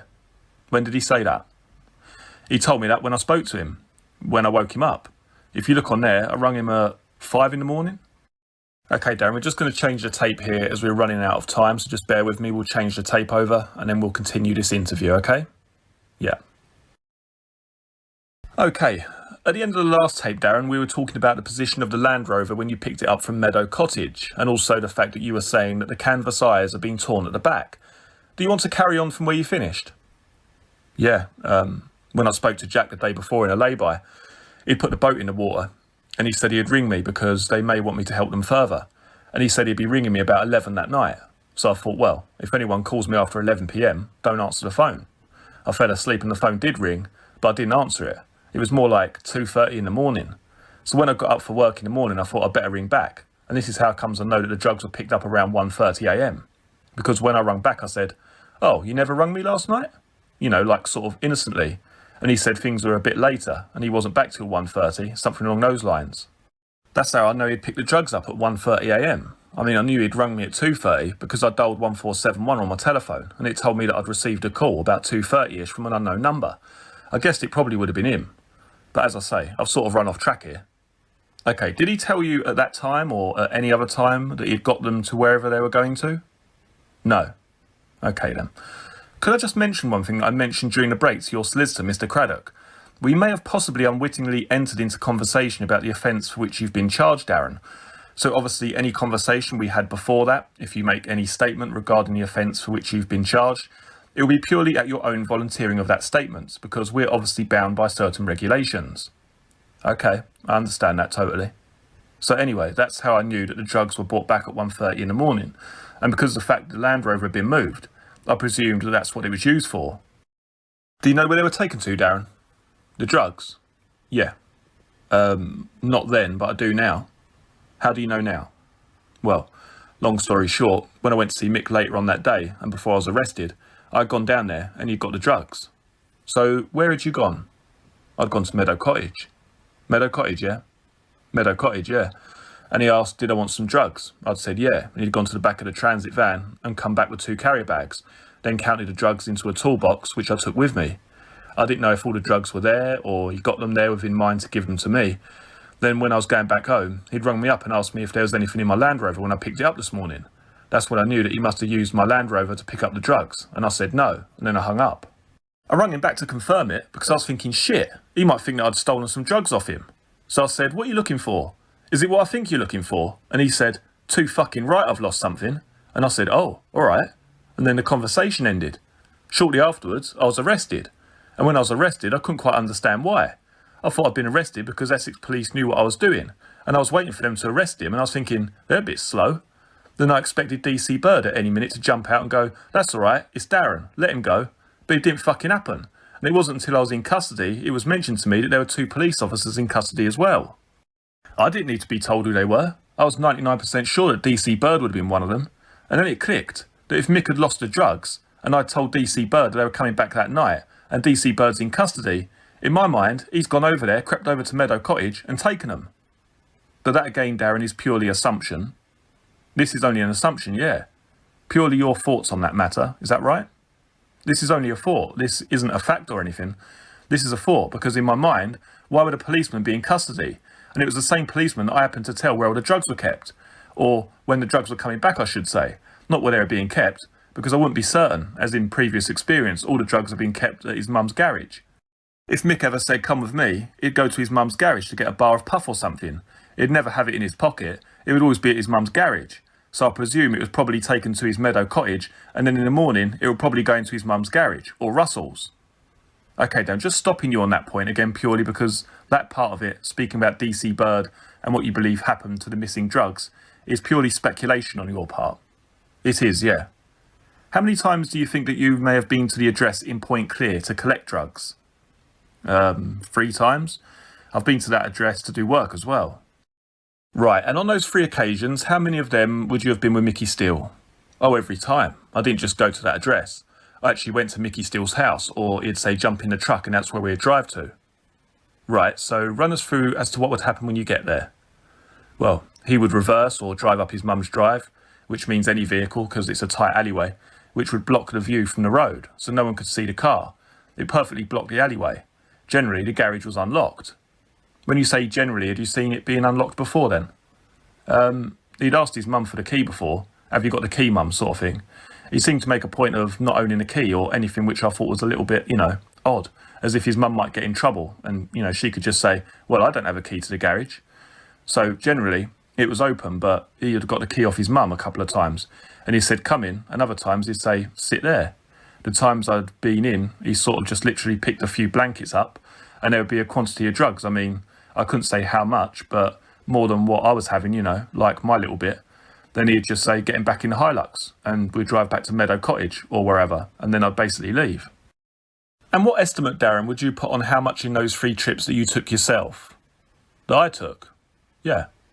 Well, it varied. Well, just give us an idea of each time. An idea of each time? Well, it's all different. I mean, I only got it if one of my friends wanted it, and only got what they wanted. The times that I've been to his garage and got drugs, probably around 10 kilos. Not every time, but a total of 10 kilos. About approximately 10 kilos across the board, yeah. And then what would happen? What, to the drugs?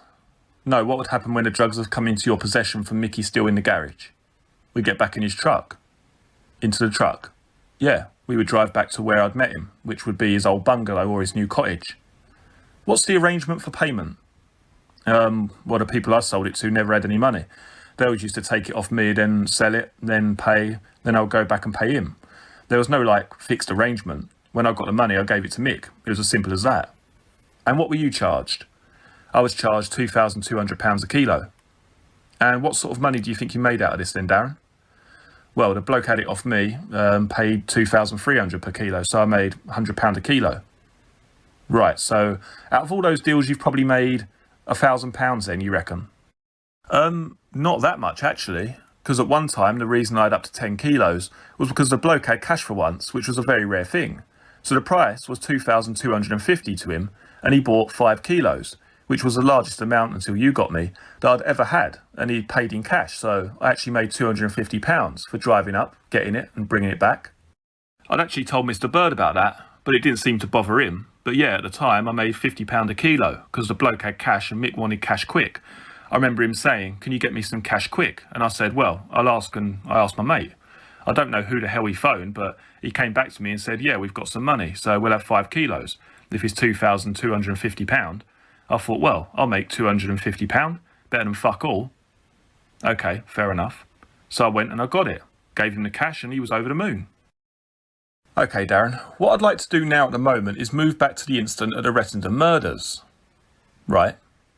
Is there anything that springs to mind that you think is important about any of the importations? Or your involvement in those? Nothing in particular.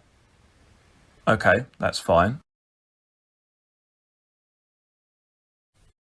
Let's just refresh our memory, Mr. Nicholls. Now, what we're talking about here is the night of the murders themselves, December the 6th, 1995, where you are with Michael Steele and Jack Womes approaches.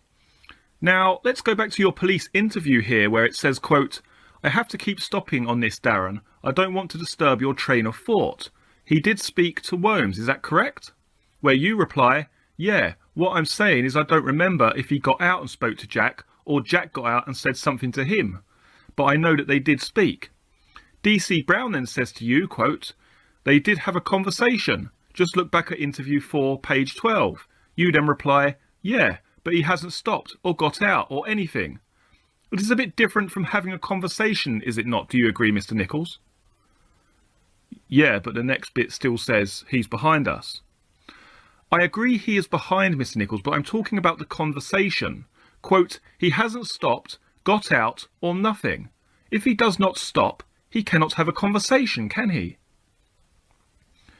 Yeah, no. All I'm trying to say is that he must have stopped because we were stopped, because how could he be behind us? I'm talking about the conversation, Mr. Nicholls. Sorry. Do you mind focusing on the point? Yes. In interview 4, do you suggest he had a conversation, Mr. Nicholls? No, I didn't recall a conversation at the time. To this jury, quote, "He pulled up beside us. He did come to the window of Mr. Steele's Hilux and had some conversation," end quote. Yes, behind, not beside, behind. Behind. So he had got out of his car, Mr. Nicholls? Yes. He got out and came to Mr. Steele's Hilux. He got out of the car and had a conversation. Yes. Now in interview 4, Mr. Nicholls, he has not even stopped, has he? Please look at the passage. Yeah, I've seen the passage. Like I say, I recall after that, he did stop, and he did get out, and he did speak to him. On each occasion, and we will come to some more, not many, but on occasion, the case and the evidence gets worse for Mr. Womes. Do you follow what I mean by that? You do not? Probably, yeah. Probably. On each occasion, Mr. Womes is getting more involved as the interviews go on and the statements go on. Is that a fair assessment? Yeah, I can see what you're saying. Is that true? I can't recall. We will just see. At this interview 4, you have seen a solicitor beforehand, had you not? You had interview 3, and you have seen Officer Barrington. You knew you were going to be giving information. Is that correct? I hadn't seen the solicitor, no.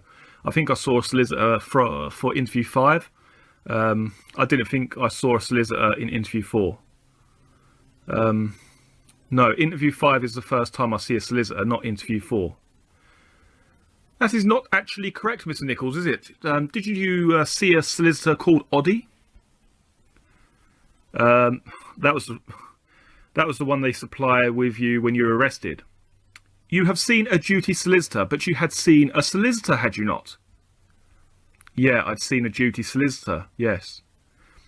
When you gave this interview 4, this was not the first time, was it, that you had to think a little about the events of the night on your version? It was not the first time by any manner or means. I don't understand, sorry. The first statement I made involved a murder, yeah. It was not the first time you had to think about these events, was it? No, I could have thought about them at any time between it happening and then. You told my learned friend Mr. Parkins that you had given a theory of these murders to the officer, is that right? Yes. And said from the 6th of December until your arrest on the 13th, you had in your mind you had to reconstruct what had gone on that evening. I don't understand what you're saying. You hadn't just been able to blank these events out of your mind, had you, Mr. Nicholls? No. It wasn't easy to forget. You see, Mr. Nicholls, the problem that we have here is that there's a great mistake on your account that you made in interview 4 at page 13. Let us just look at that for one moment. You anticipated it when Mr. Parkins was asking you regarding the halfway house incident with Jack Womes. You told this court, Jack had said after the halfway house, right, off you go, so I pulled out of the halfway house, and then Jack said, pull over here. You reply, why? He then said, I want to change the number plates on the car. You said, why? What's the matter? And he replied, no, I've got to change them. He had some sticky tape with him, but they wouldn't stick. It was wet. You then replied, it won't stick, silly. Do you remember saying this, Mr. Nicholls? Yes. You do remember this, Mr. Nicholls. You recall that Jack said all of this to you after the halfway house. That is what the interview says, does it not? Yes. And it says so descriptively, does it not? It just says it how I'd say it, yeah. It says it descriptively in the same way it says, quote, then Jack says, pull over. I said, why? He said, I want to change the plates, etc., etc. So it is quite detailed, is it not? I suppose so. But it is all wrong, Mr. Nicholls. Yeah, it is. Look, as I've said in another statement, I couldn't recall how I got to be in the Passat until a later date. But this all makes it sound descriptive, accurate, true, does it not, Mr. Nicholls? But at the time, I was giving it to the best of my knowledge that I could recall. And it is all wrong, Mr. Nicholls. We did change the plates, but not in the lay-by after the halfway house. It was before. How can you get that wrong, Mr. Nicholls? When I'm giving the story, it's something I remembered about the number plates, so I said it when I remembered it. You remembered it after saying, quote, then Jack said, pull out of the halfway house. It's all in sequence, is it not? I remember that after we'd left the halfway house, I remember that I forgot that we changed the plates. So I said it. I wanted to give them as much information as possible. But this information on the face of it is easy to recall, is it not? It has detail, Mr. Nicholls. It should be easy to recall, but I couldn't recall where and when.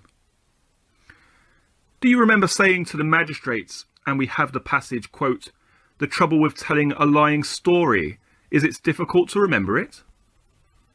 Yes, I do. Okay, Mr. Nicholls, if I can draw your attention for one moment to interview 4. This deals with where you are parked. Page 14, a third from the bottom. You are describing, before this without any difficulty, the roundabout and lots of roads. DC Winston then says to you, quote, Ressendon Turnpike. Is that called the Ressendon Turnpike? And you, Mr. Nicholls, reply, quote, it's called a turnpike. And then we took the Chelmsford Road. DC Brown then says to you, the A130, right? Is that correct? Yes.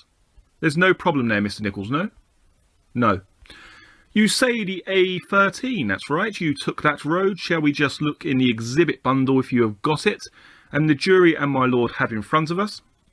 We have got a map here. It may be easiest to look at it map 3 at page 3. So we can see the Ressendon Turnpike. Can you see it written down with that sort of roundabout with the A130 going down? Yes. Ressendon Turnpike, you are focused on that, is that right? Yes. Okay, Miss Nicholls, now this officer points out to you that it is the A130, and you say that is right, that you took that road.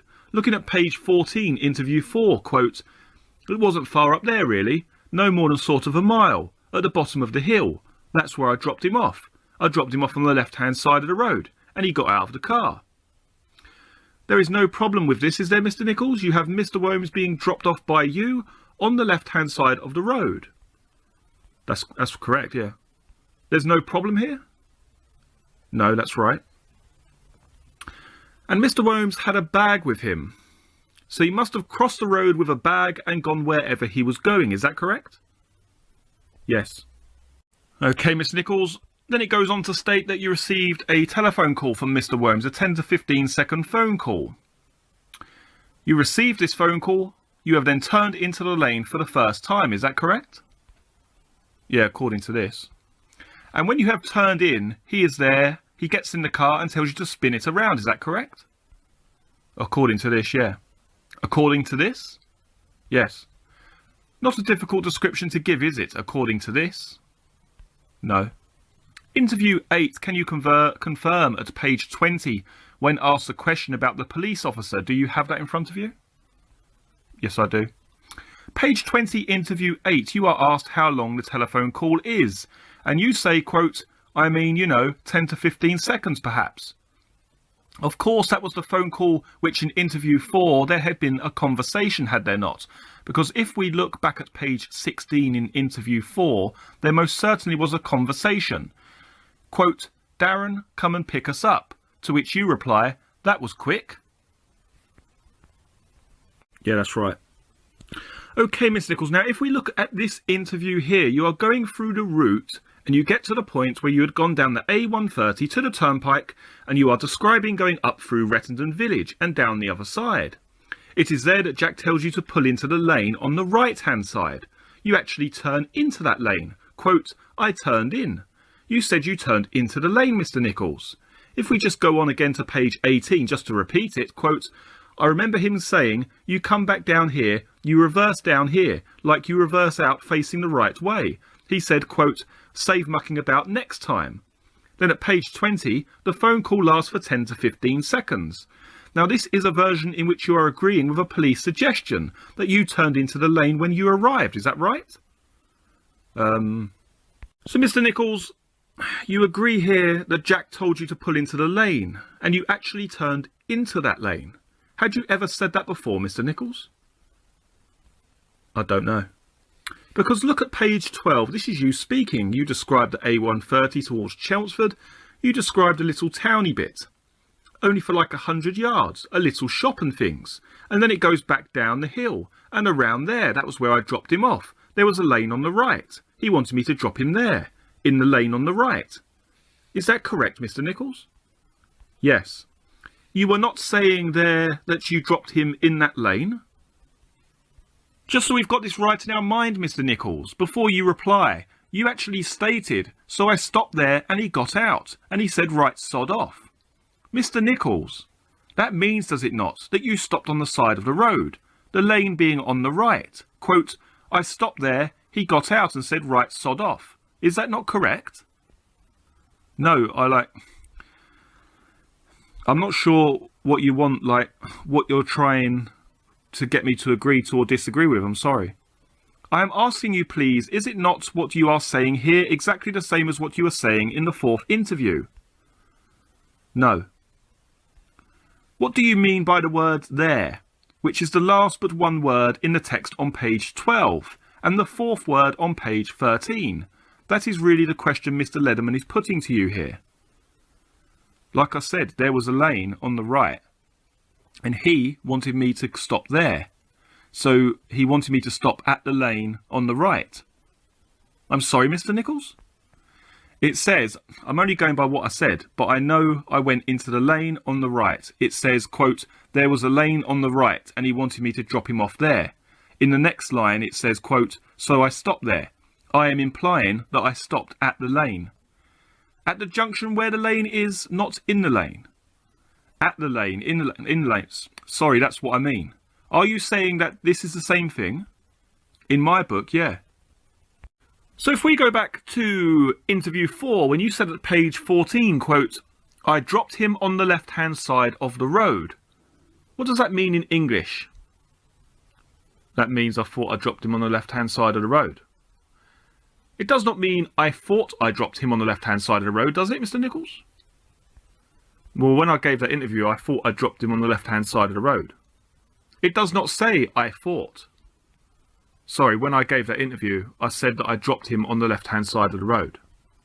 That in English means what?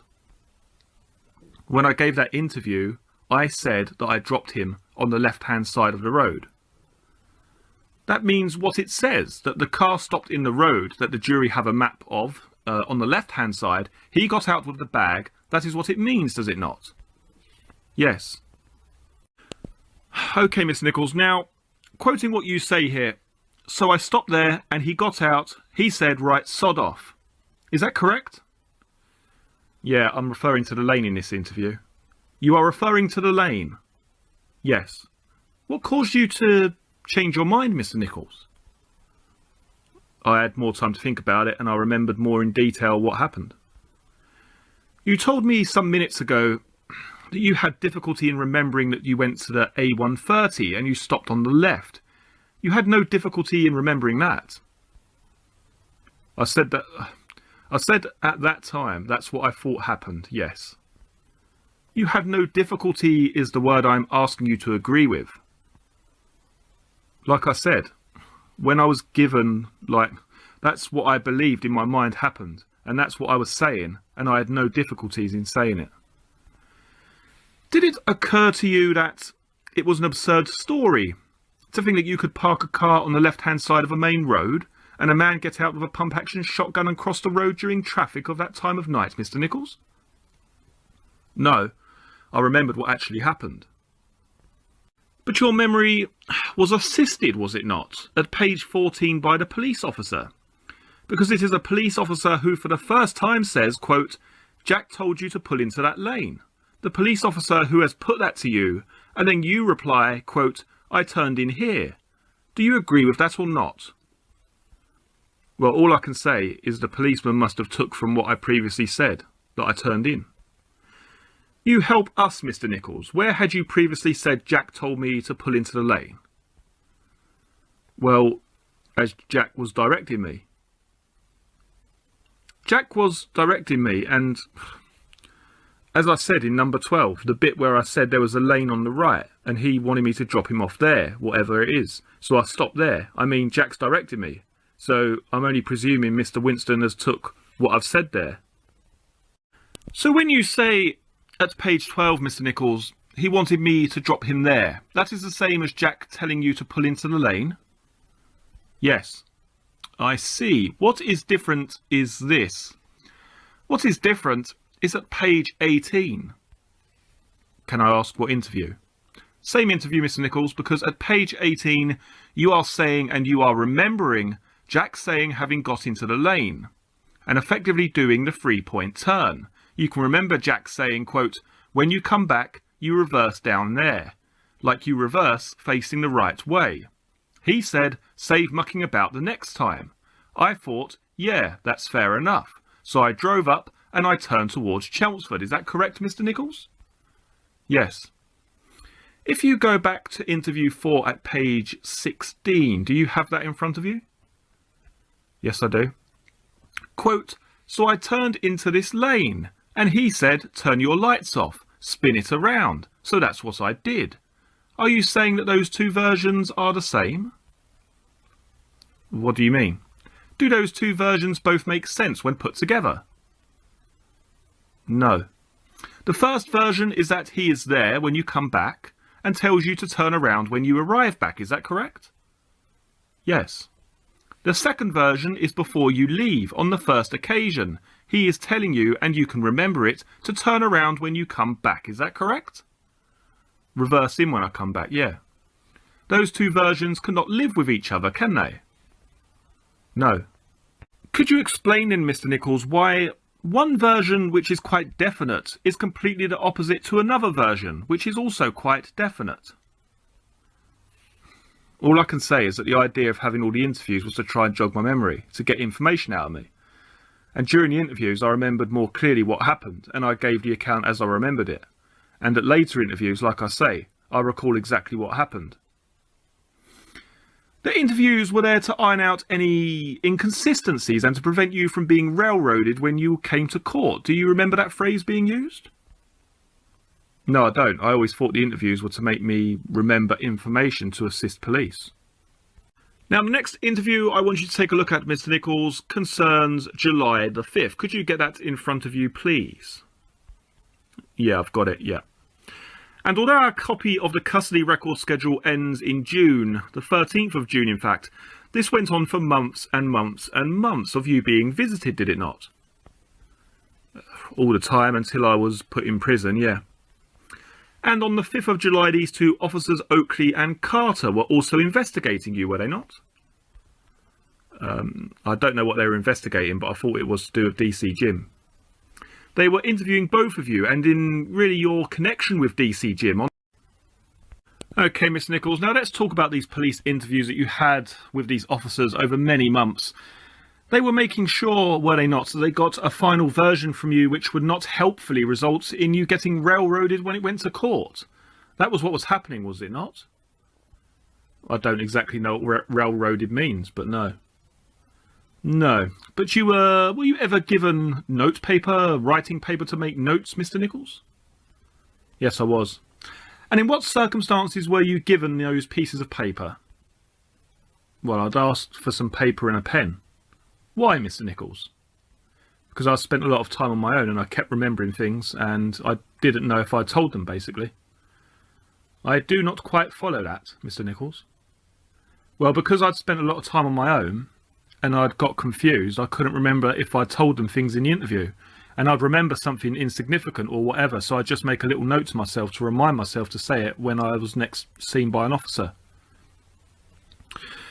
Did the police officers ever indicate to you something like this, Mr. Nicholls? Quote, tomorrow we'll talk about the Rettendon murders, and then there will be an interview the following day. No. Did the police officers ever say on one of these visits to you that you were going to be interviewed the next day? Did they ever say, we'll have an interview tomorrow? I presume so. You see, a lot of these interviews, Mr. Nicholls, go over the same ground, do they not? Yeah, they do. You see, after interview 4, did the police officer say to you, we'll come back and go over the detail at some later time?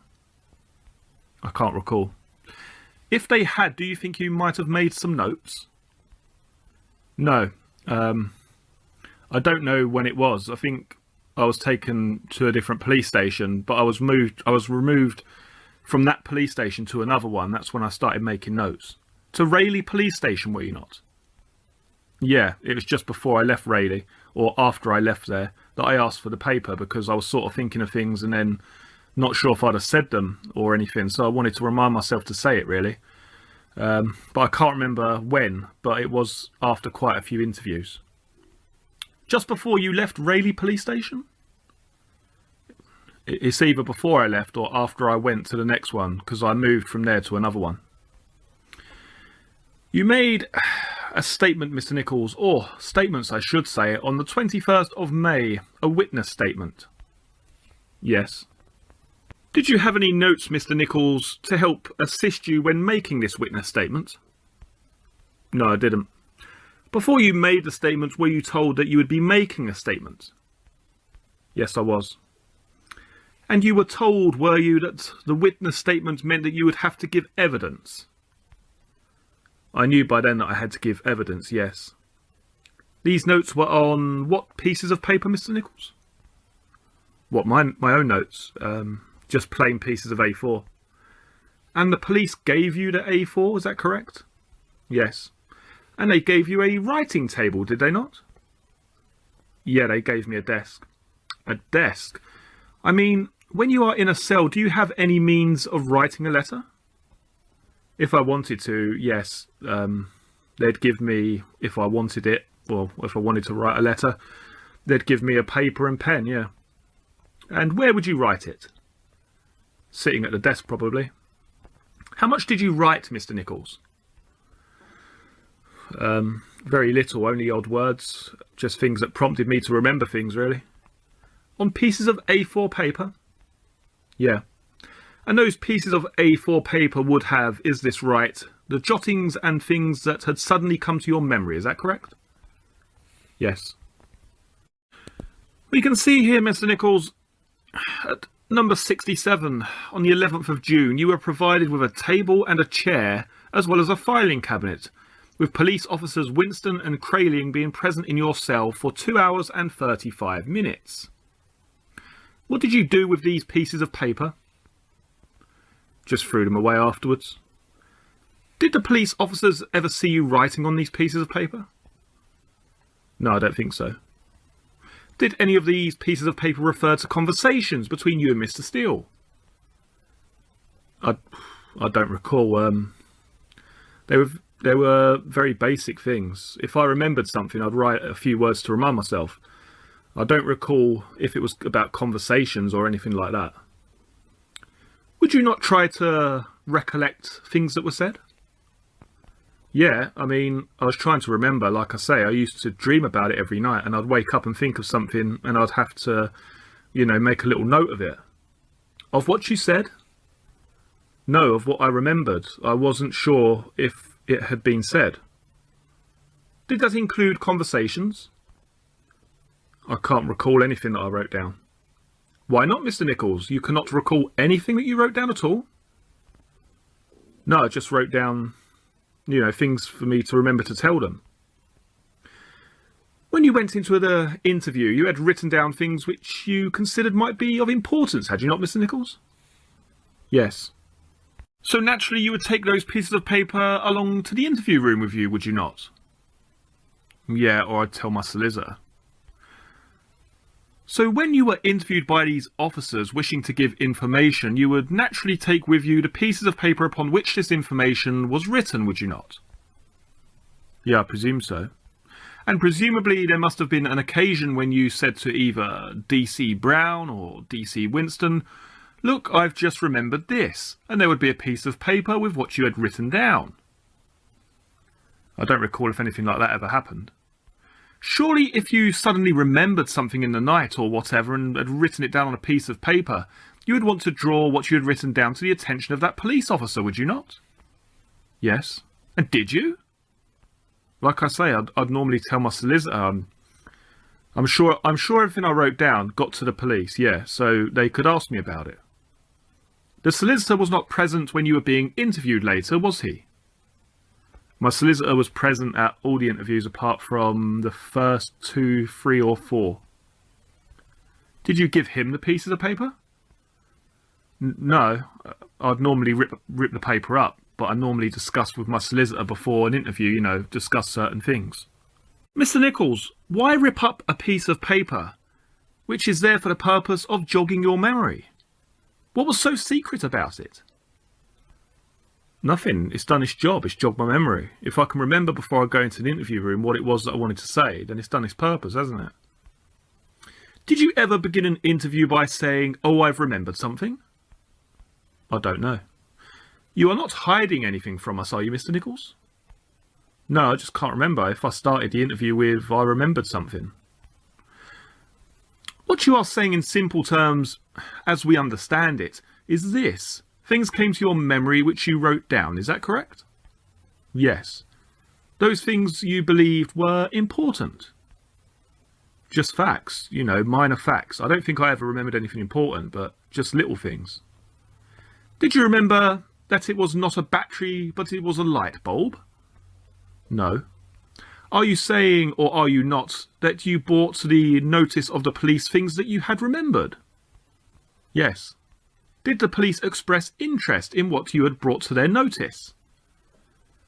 I'm sure that they would have done, I can't recall.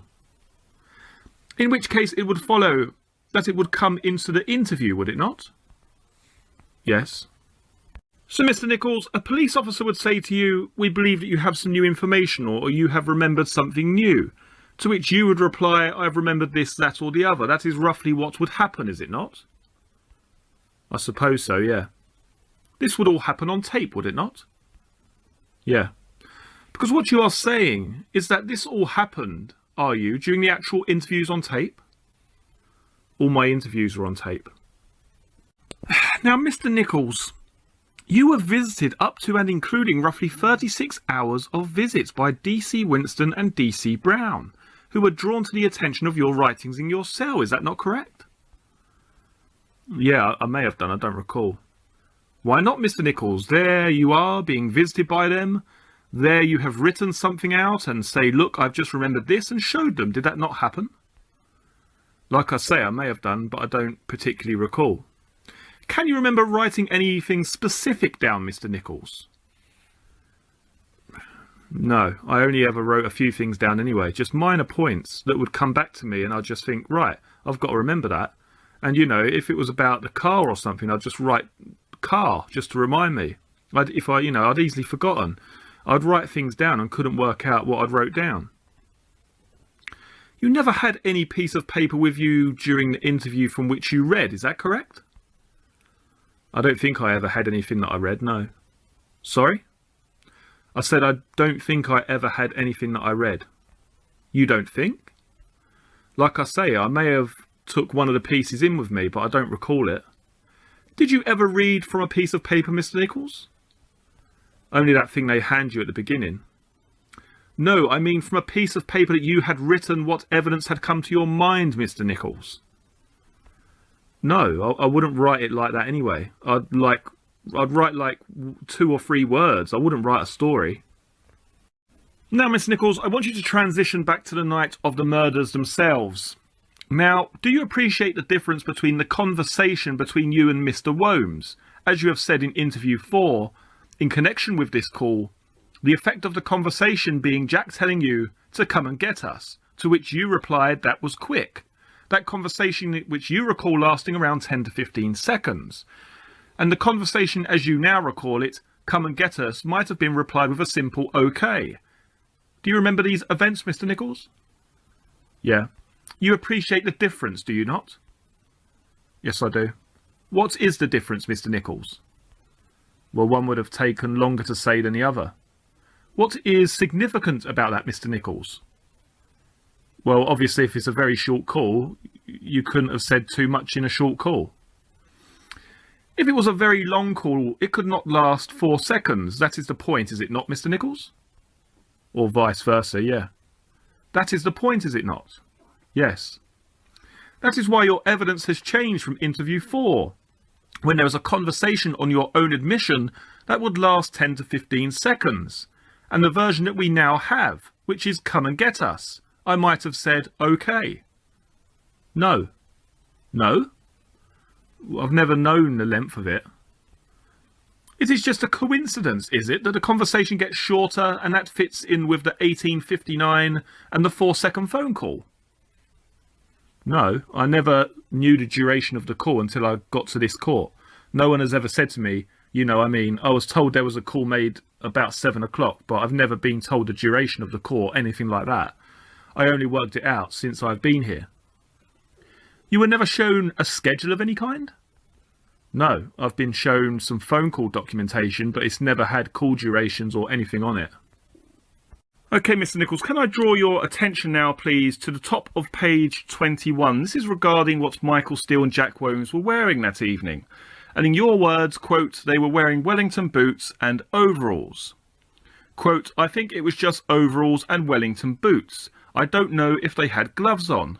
I think I noticed that Jack had surgical gloves on, but I was driving the car and I couldn't see properly. But I do think that Jack had blood over him, like a fairish amount, if you know what I mean.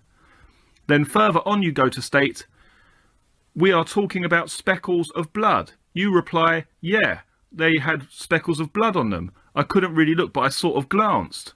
He was wearing gloves. Was he wearing gloves, Mr. Nicholls? Yes. It wasn't until we were about half a mile up the road that I realised that they'd shot them. So what you're saying there, first of all, Mr. Nicholls, is, I don't know if they had gloves on. Although you say, quote, I think I noticed Jack had surgicals on. Is that correct? You are also saying, quote, I did not get a good look in the car because I was driving. Is that right, Mr. Nicholls? Yes. Okay, Mr. Nicholls. Now, how would you describe that summary to my lord and this jury? I recall that I did remember seeing gloves and that they had speckles of blood or something on them that I know to be blood. I am asking you to describe what you are saying here, Mr. Nicholls.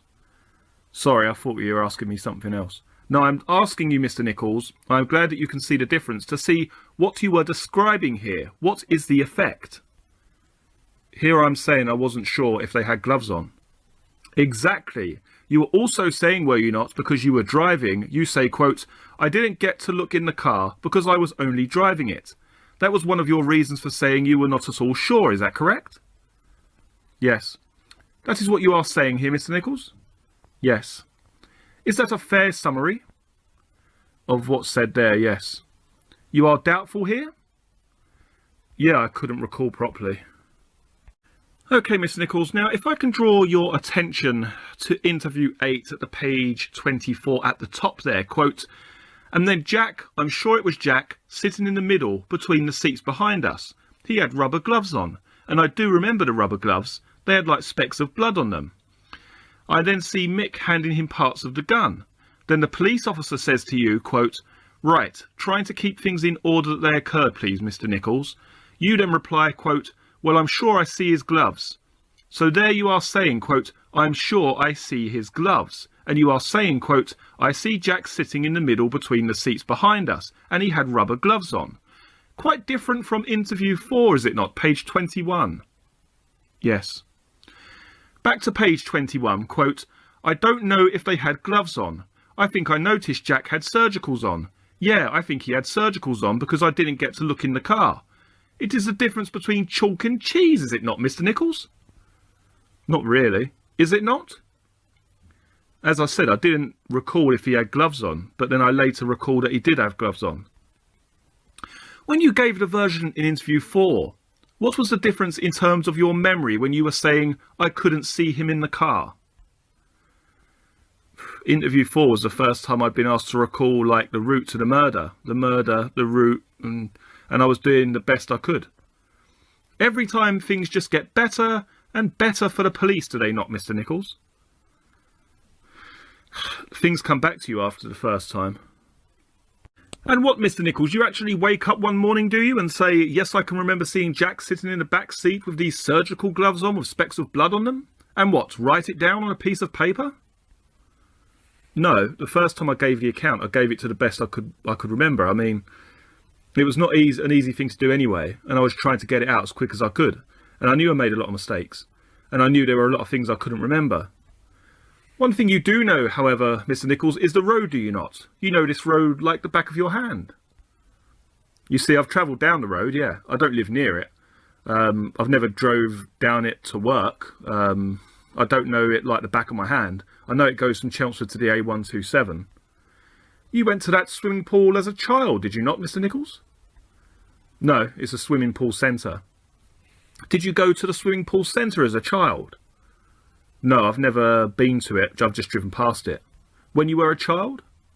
When I was a little child, yeah. And that was a long time ago. Quite a while ago, yeah.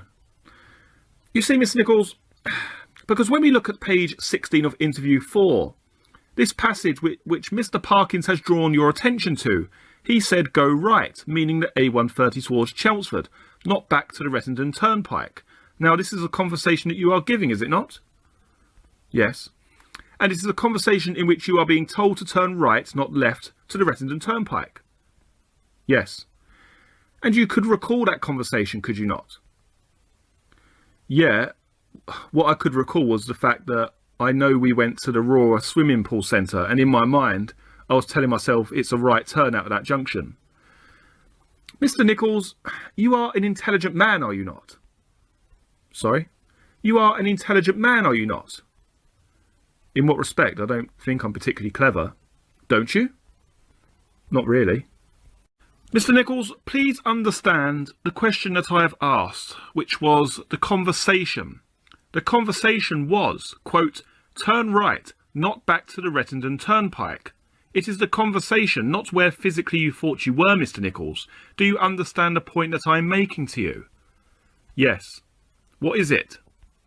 The conversation, not the actual fact that I went the wrong way. And this is the conversation that you remembered, Mr. Nicholls. In my mind at the time, yeah. A specific conversation which described turning right, not turning left. You see, that is part of the conversation, is it not? Yeah, I do remember that. And there is no reason why you could not remember that conversation, is there? No, like I say, I had it in my mind that the swimming pool centre was, you know, turn right. I'm not talking about what was in your mind. I'm talking about this conversation. Okay, yeah, I agree. So it makes no sense for you to say that you were so disorientated, so lost, that you actually thought that you were south of Rettendon. I knew where I was. You did? Yes. If you knew where you were, Mr. Nicholls, how could you have said this in the light of what you say now? Well, as I've said all along, I mean, on the next page it tells you that I went to where I went to. So I may have been confused about going left or right, but I was going to the right place in my mind. Your explanation to Mr. Parkins was that you were disorientated. So you thought that you had to turn right because you were in fact south of Rayleigh. Yeah, that's right. But you just told this court, Mr. Nicholls, that you knew where you were going. No, I did know where I was. But like I said, you thought... Like I said to you, I thought that the way that we were going was right. The problem you have, Mr. Nicholls, is that you have been making these events up as you go along. And you have been caught out. No, not at all. So when it comes to interview 4, the van then becomes a car. What happens here? That's something I changed because I recall the right thing. The battery you got wrong as well? That's something that is proven to be wrong, yes. The changeover at the halfway house after the halfway house was wrong also? That's something I couldn't recall. Parking on the left-hand side of the road was wrong? Again, something I recall different at a later date. Mr. Worms present when you arrived back and told you to spin the car around wrong? Okay. Okay, Mr. Nicholls? Yes. Doesn't matter, does it, that all of this information is incorrect? Yeah, but I did correct all of these things at a later date. You certainly corrected them, Mr. Nicholls. Well, I could have left them, couldn't I, as they stood, but I didn't. I corrected them to get them right. No gloves seen in interview 4? For definite no man seen in the back seat? Sorry? No gloves specifically or definitely seen by a man sitting in the back seat in interview 4, Mr. Nicholls? I wasn't sure, yeah. And a mistake about turning right in interview 4? Yes, but I did. After making the mistake of going the wrong way, I was going the right way. I suggest that the police officers corrected this version, Mr. Nicholls. So there's all of these mistakes in interview 4. Is that correct? Yes. And they are the result of a simple bad memory.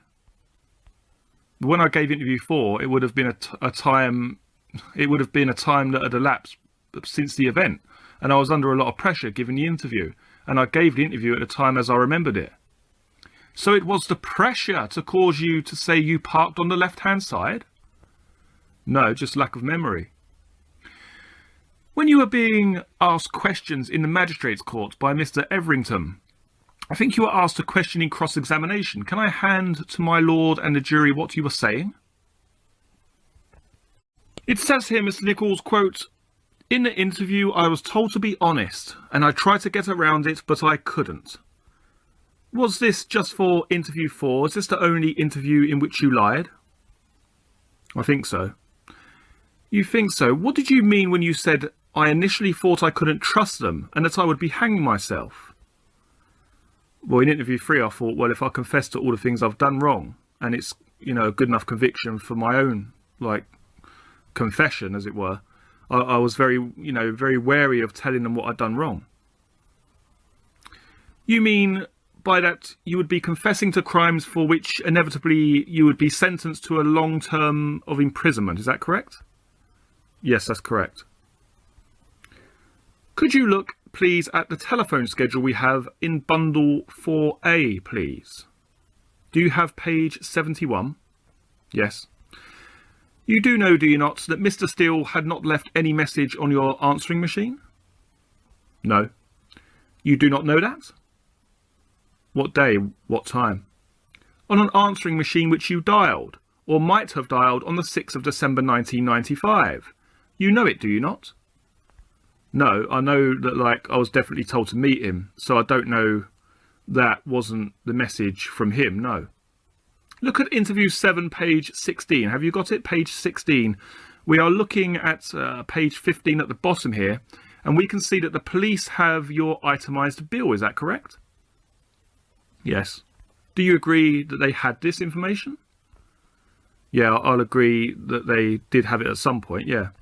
If you look at page 17, not only did they have the itemised bill, but they highlighted in yellow. We can see it just past the middle of the page here. They highlighted in yellow your calls. Do you remember this? Yeah, I do. Okay, Mr. Nicholls. Now, they were asking you, do you remember, it is in this interview here, how it came about that you were ringing Mr. Steele?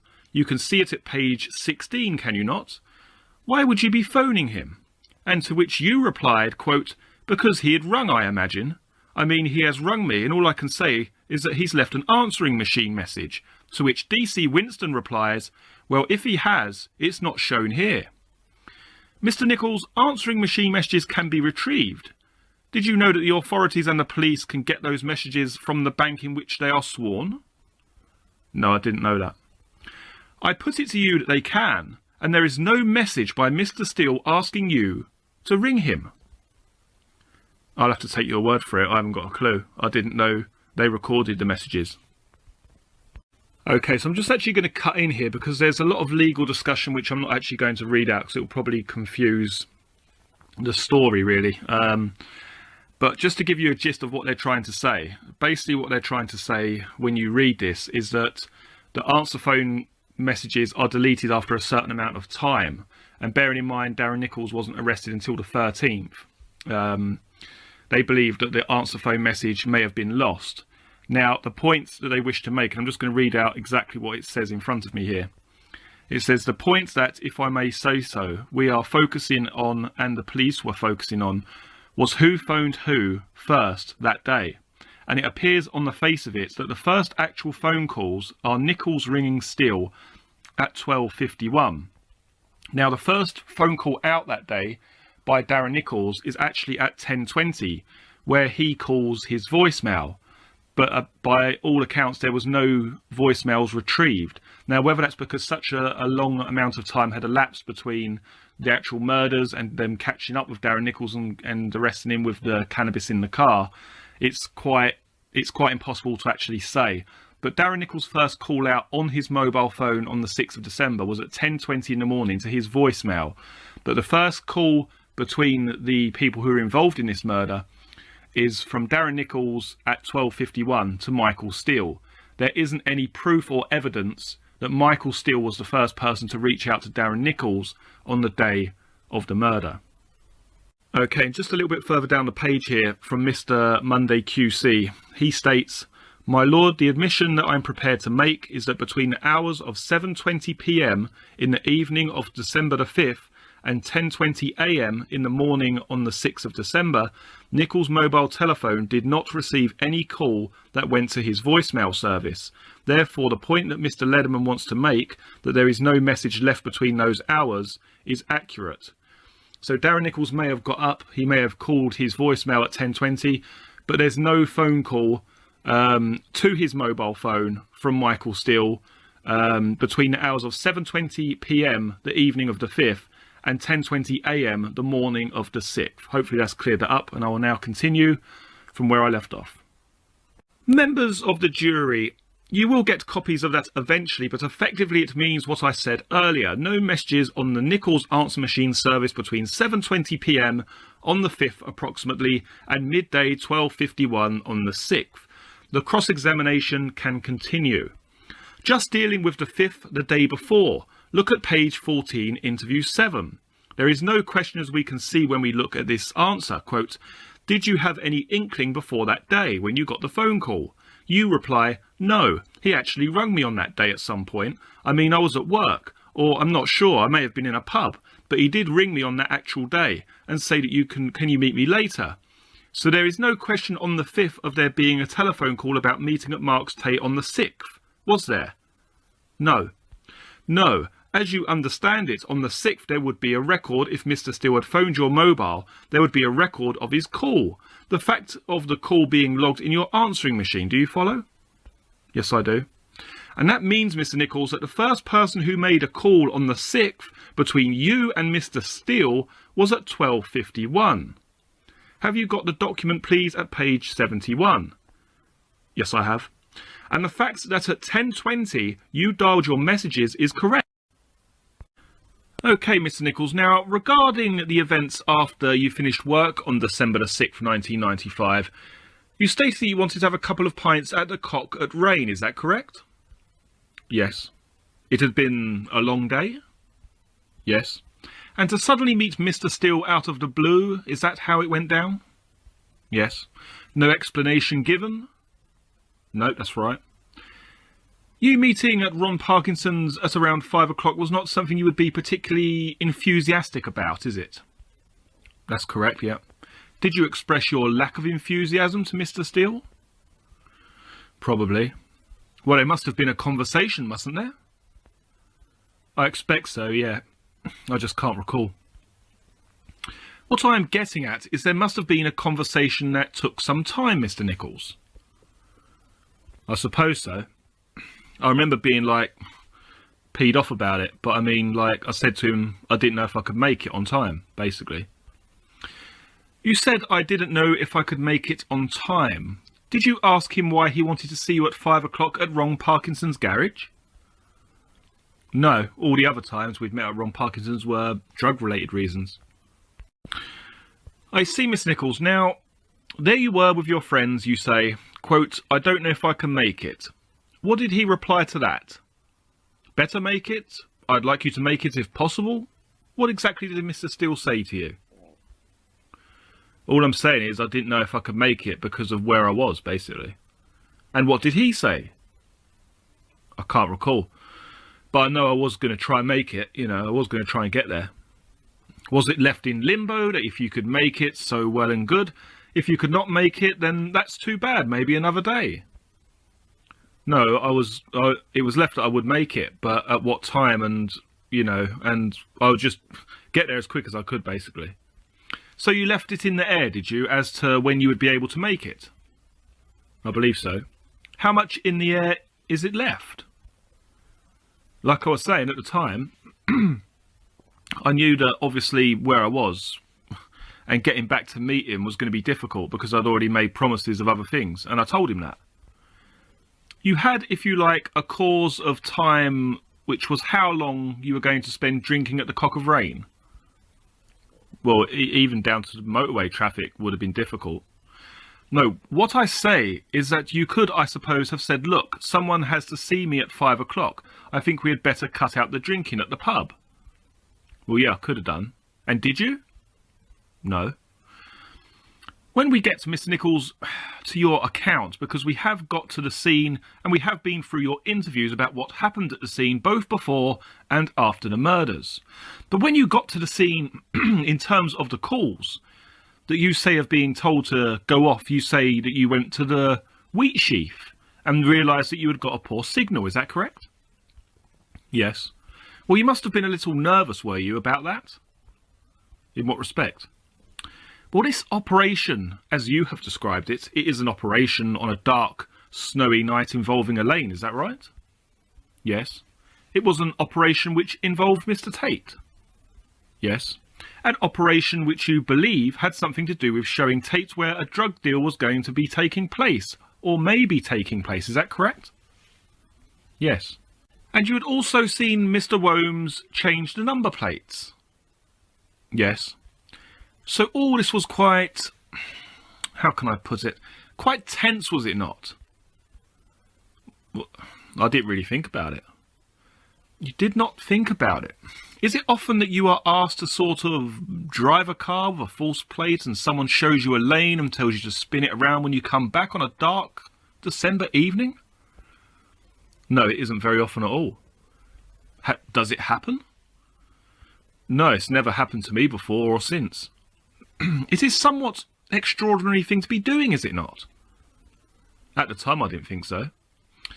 When Mr. Wombs told you to go away, whichever the phrase you say was used, he said he would ring you to get him to pick him back up. Did you think, well, he obviously wants me and the car out of the way?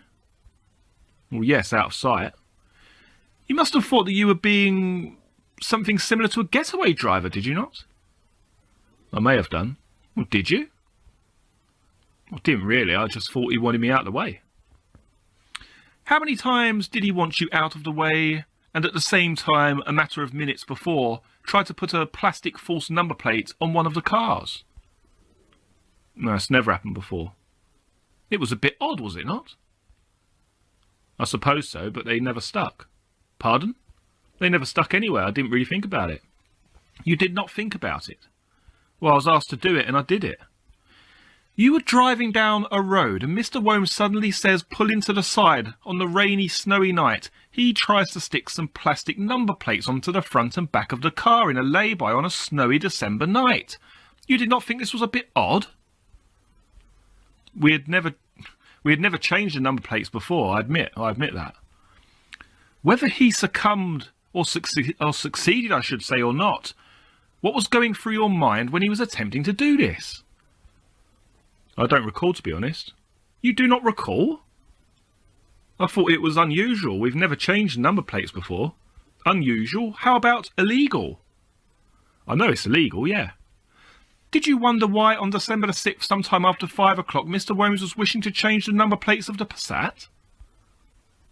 Well, because if the car was spotted and someone took the number plate, they would be taking the wrong number plate down, wouldn't they? Spotted doing what exactly, Mr. Nicholls? A drugs deal, as far as I was concerned, to do with drugs. Mr. Nicholls, this is quite a heavy scene, was it not? A drug deal, cars should have false plates, no? Well, like I said, it's the first time the first time I've ever changed plates on anything. I didn't really give it any thought. Drugs is drugs. There you go. You were told to go somewhere, and he will ring you. You park up. You say at the wheat sheaf. Did you say something like this? My goodness gracious me, I can't get a good signal. No, I don't speak like that. You might have used other words. Well, yeah, I noticed I didn't have a signal. Because you must have thought perhaps he has been trying to ring me, potentially. I don't really recollect what I thought, but I just thought I'd get a better place for a signal. It was it not, something of a tense operation, was it not? No, I just thought I'd move up the road, up the hill, because I knew I'd get a better signal on the hill. What I am asking you, Mr. Nicholls, is something you could not remember before. In that situation, waiting for Mr. Worms to ring you, did you think in the circumstances that existed, that was the right moment for you to dial your answer machine to see if you had a message? Well, if I had a message to receive and I dialed it, you see my phone. Well, if I'm taking a call or making a call and someone else tries to contact me, it actually beeps and says you've got a call waiting. And all you've got to do is just shut the flap and open it again, and you can talk to that person. Are you saying you cannot receive a call if there are messages currently on your answer machine, Mr. Nicholls? No. What I'm saying is that I can receive 2 simultaneous calls. I can be making a call, and if someone rings me whilst I'm making a call, it won't come up engaged. It will ring in their earpiece, and it will beep in my phone and say that I've got a call waiting. And you have the option to hang up and speak. You know, all you do is you shut the flap, open the flap, that cuts one call off and puts the other one on.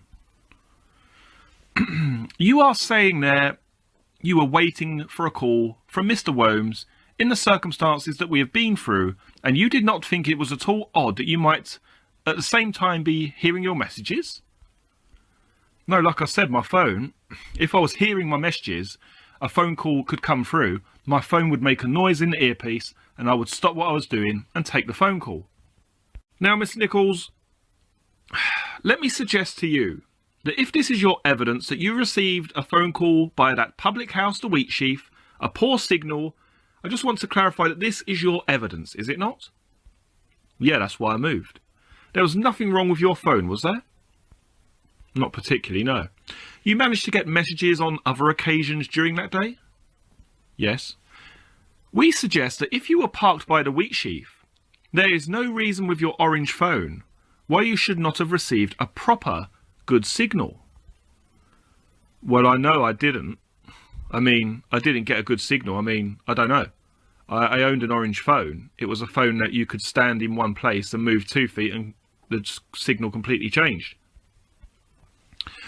We further suggest that although there may have been an attempt by Mr. Worms to phone you at 1859, in fact, Mr. Nicholls, and you know this, you never received a call from him, did you?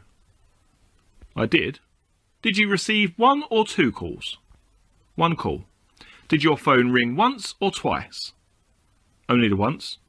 Only the once. Yeah.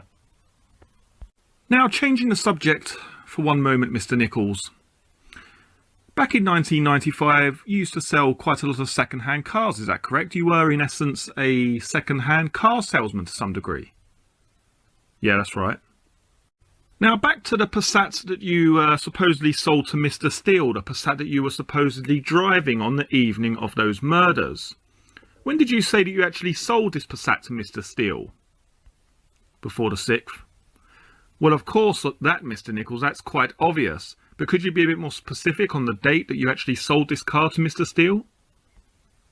Well, he was working at the house because I'd put it in that address, you know, at that address. It was taken to that address. Which house are you talking about, Mr. Nicholls? Meadow Cottage, the new house that he was doing up. You said to us, to my lord and this jury, when you were giving evidence, when Mr. Mundy was asking you questions, you said you sold it to Michael Steele in November or thereabouts. Is that true? Yes. Well, when is it? November or thereabouts? As I said, he was working at the property at Meadow Cottage because that's where the car was taken to. So it'd be a few weeks before the 6th. A few weeks before the 6th, is that correct? About that, yeah. Was there ever any record of this transaction, Mr. Nicholls? No. You see, as a part-time second-hand car dealer, did you keep any books? No. Did you pay any tax on any of it? I paid tax. On these cars, Mr. Nicholls? No. Did you ever send any logbook off to Swansea with the date of sale of the car? I might have done once or twice. You see, it was not just that you sold this car. You were buying and selling vehicles, were you not? As you agreed with me, a part-time car dealer, a second-hand car dealer. Yes, I did. Did you bother to keep any record at all of these vehicles? No. You sound, Mr. Nicholls, if I may say so, as though I'm asking rather a ridiculous question when I ask you to keep records. Is that right? Well, I never kept any records, so no, you're asking a question. I've never kept any records. That's the answer. Did you always get paid the full amount when you sold these cars? Or was it sometimes part payment, part of the deal? I've sold cars to relatives who've got no money, who would sort of give me £20 or £30 a week to pay for it, yeah. Did you keep any record of who owed you money for these vehicles? Not particularly. I normally try to remember. Mr. Nicholls, had you lent this Passat to a Mr. French? No. No, so Mr. French had not had the Passat up until shortly before Christmas? No. Had the Passat ever come into the possession of Mr. Bridge? He may have drove it once or twice, but not particularly, no. Mr. Nicholls, you have had knowledge of the fact, have you not, that Mr. Womes has a trailer? What sort of trailer, sorry? A trailer on which vehicles that have broken down can be placed. No, I didn't. You know perfectly well, Mr. Nicholls, that the Passat was never sold to Mr. Steele, do you not? Well, I know it was. Of which you have no record? No, sorry. Mr. Nicholls, you know we suggest is a complete and utter lie, is it not? No, I'm sorry, he bought it. He did buy it. On the 6th of December, that car was yours. No. You know that it had broken down, had you not?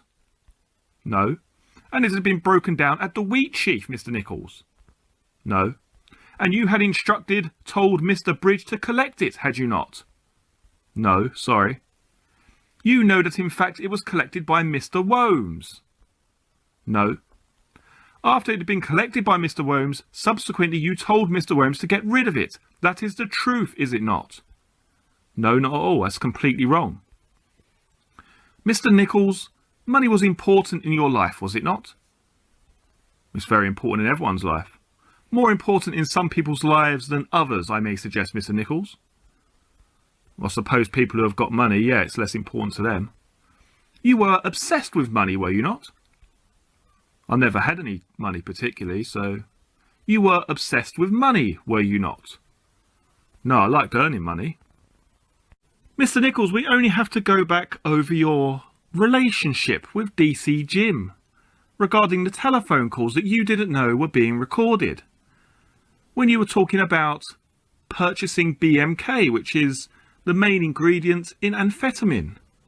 When you were talking about ripping off Michael Steele and stealing his car with £150,000 worth of drugs in it.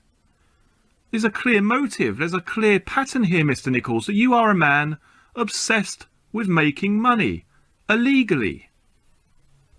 No, that's not true. And when we look back at that transcript, Mr. Nicholls, between you and DC Jim, where you were there talking about stealing Steele's drugs, this was serious to you, was it not? I suppose so. There is no suppose so, because the truth of your seriousness is this, is it not? It is the way you say, we all heard it in this courtroom, quote, it would be like 100 and something odd £1,000. No, it would be more than that, actually. No, it wouldn't. It would be more like 150 grand. You were calculating how much you were going to make, were you not? Yes. That is why this was no joke. This was serious to you, Mr. Nicholls. Your brain was ticking over.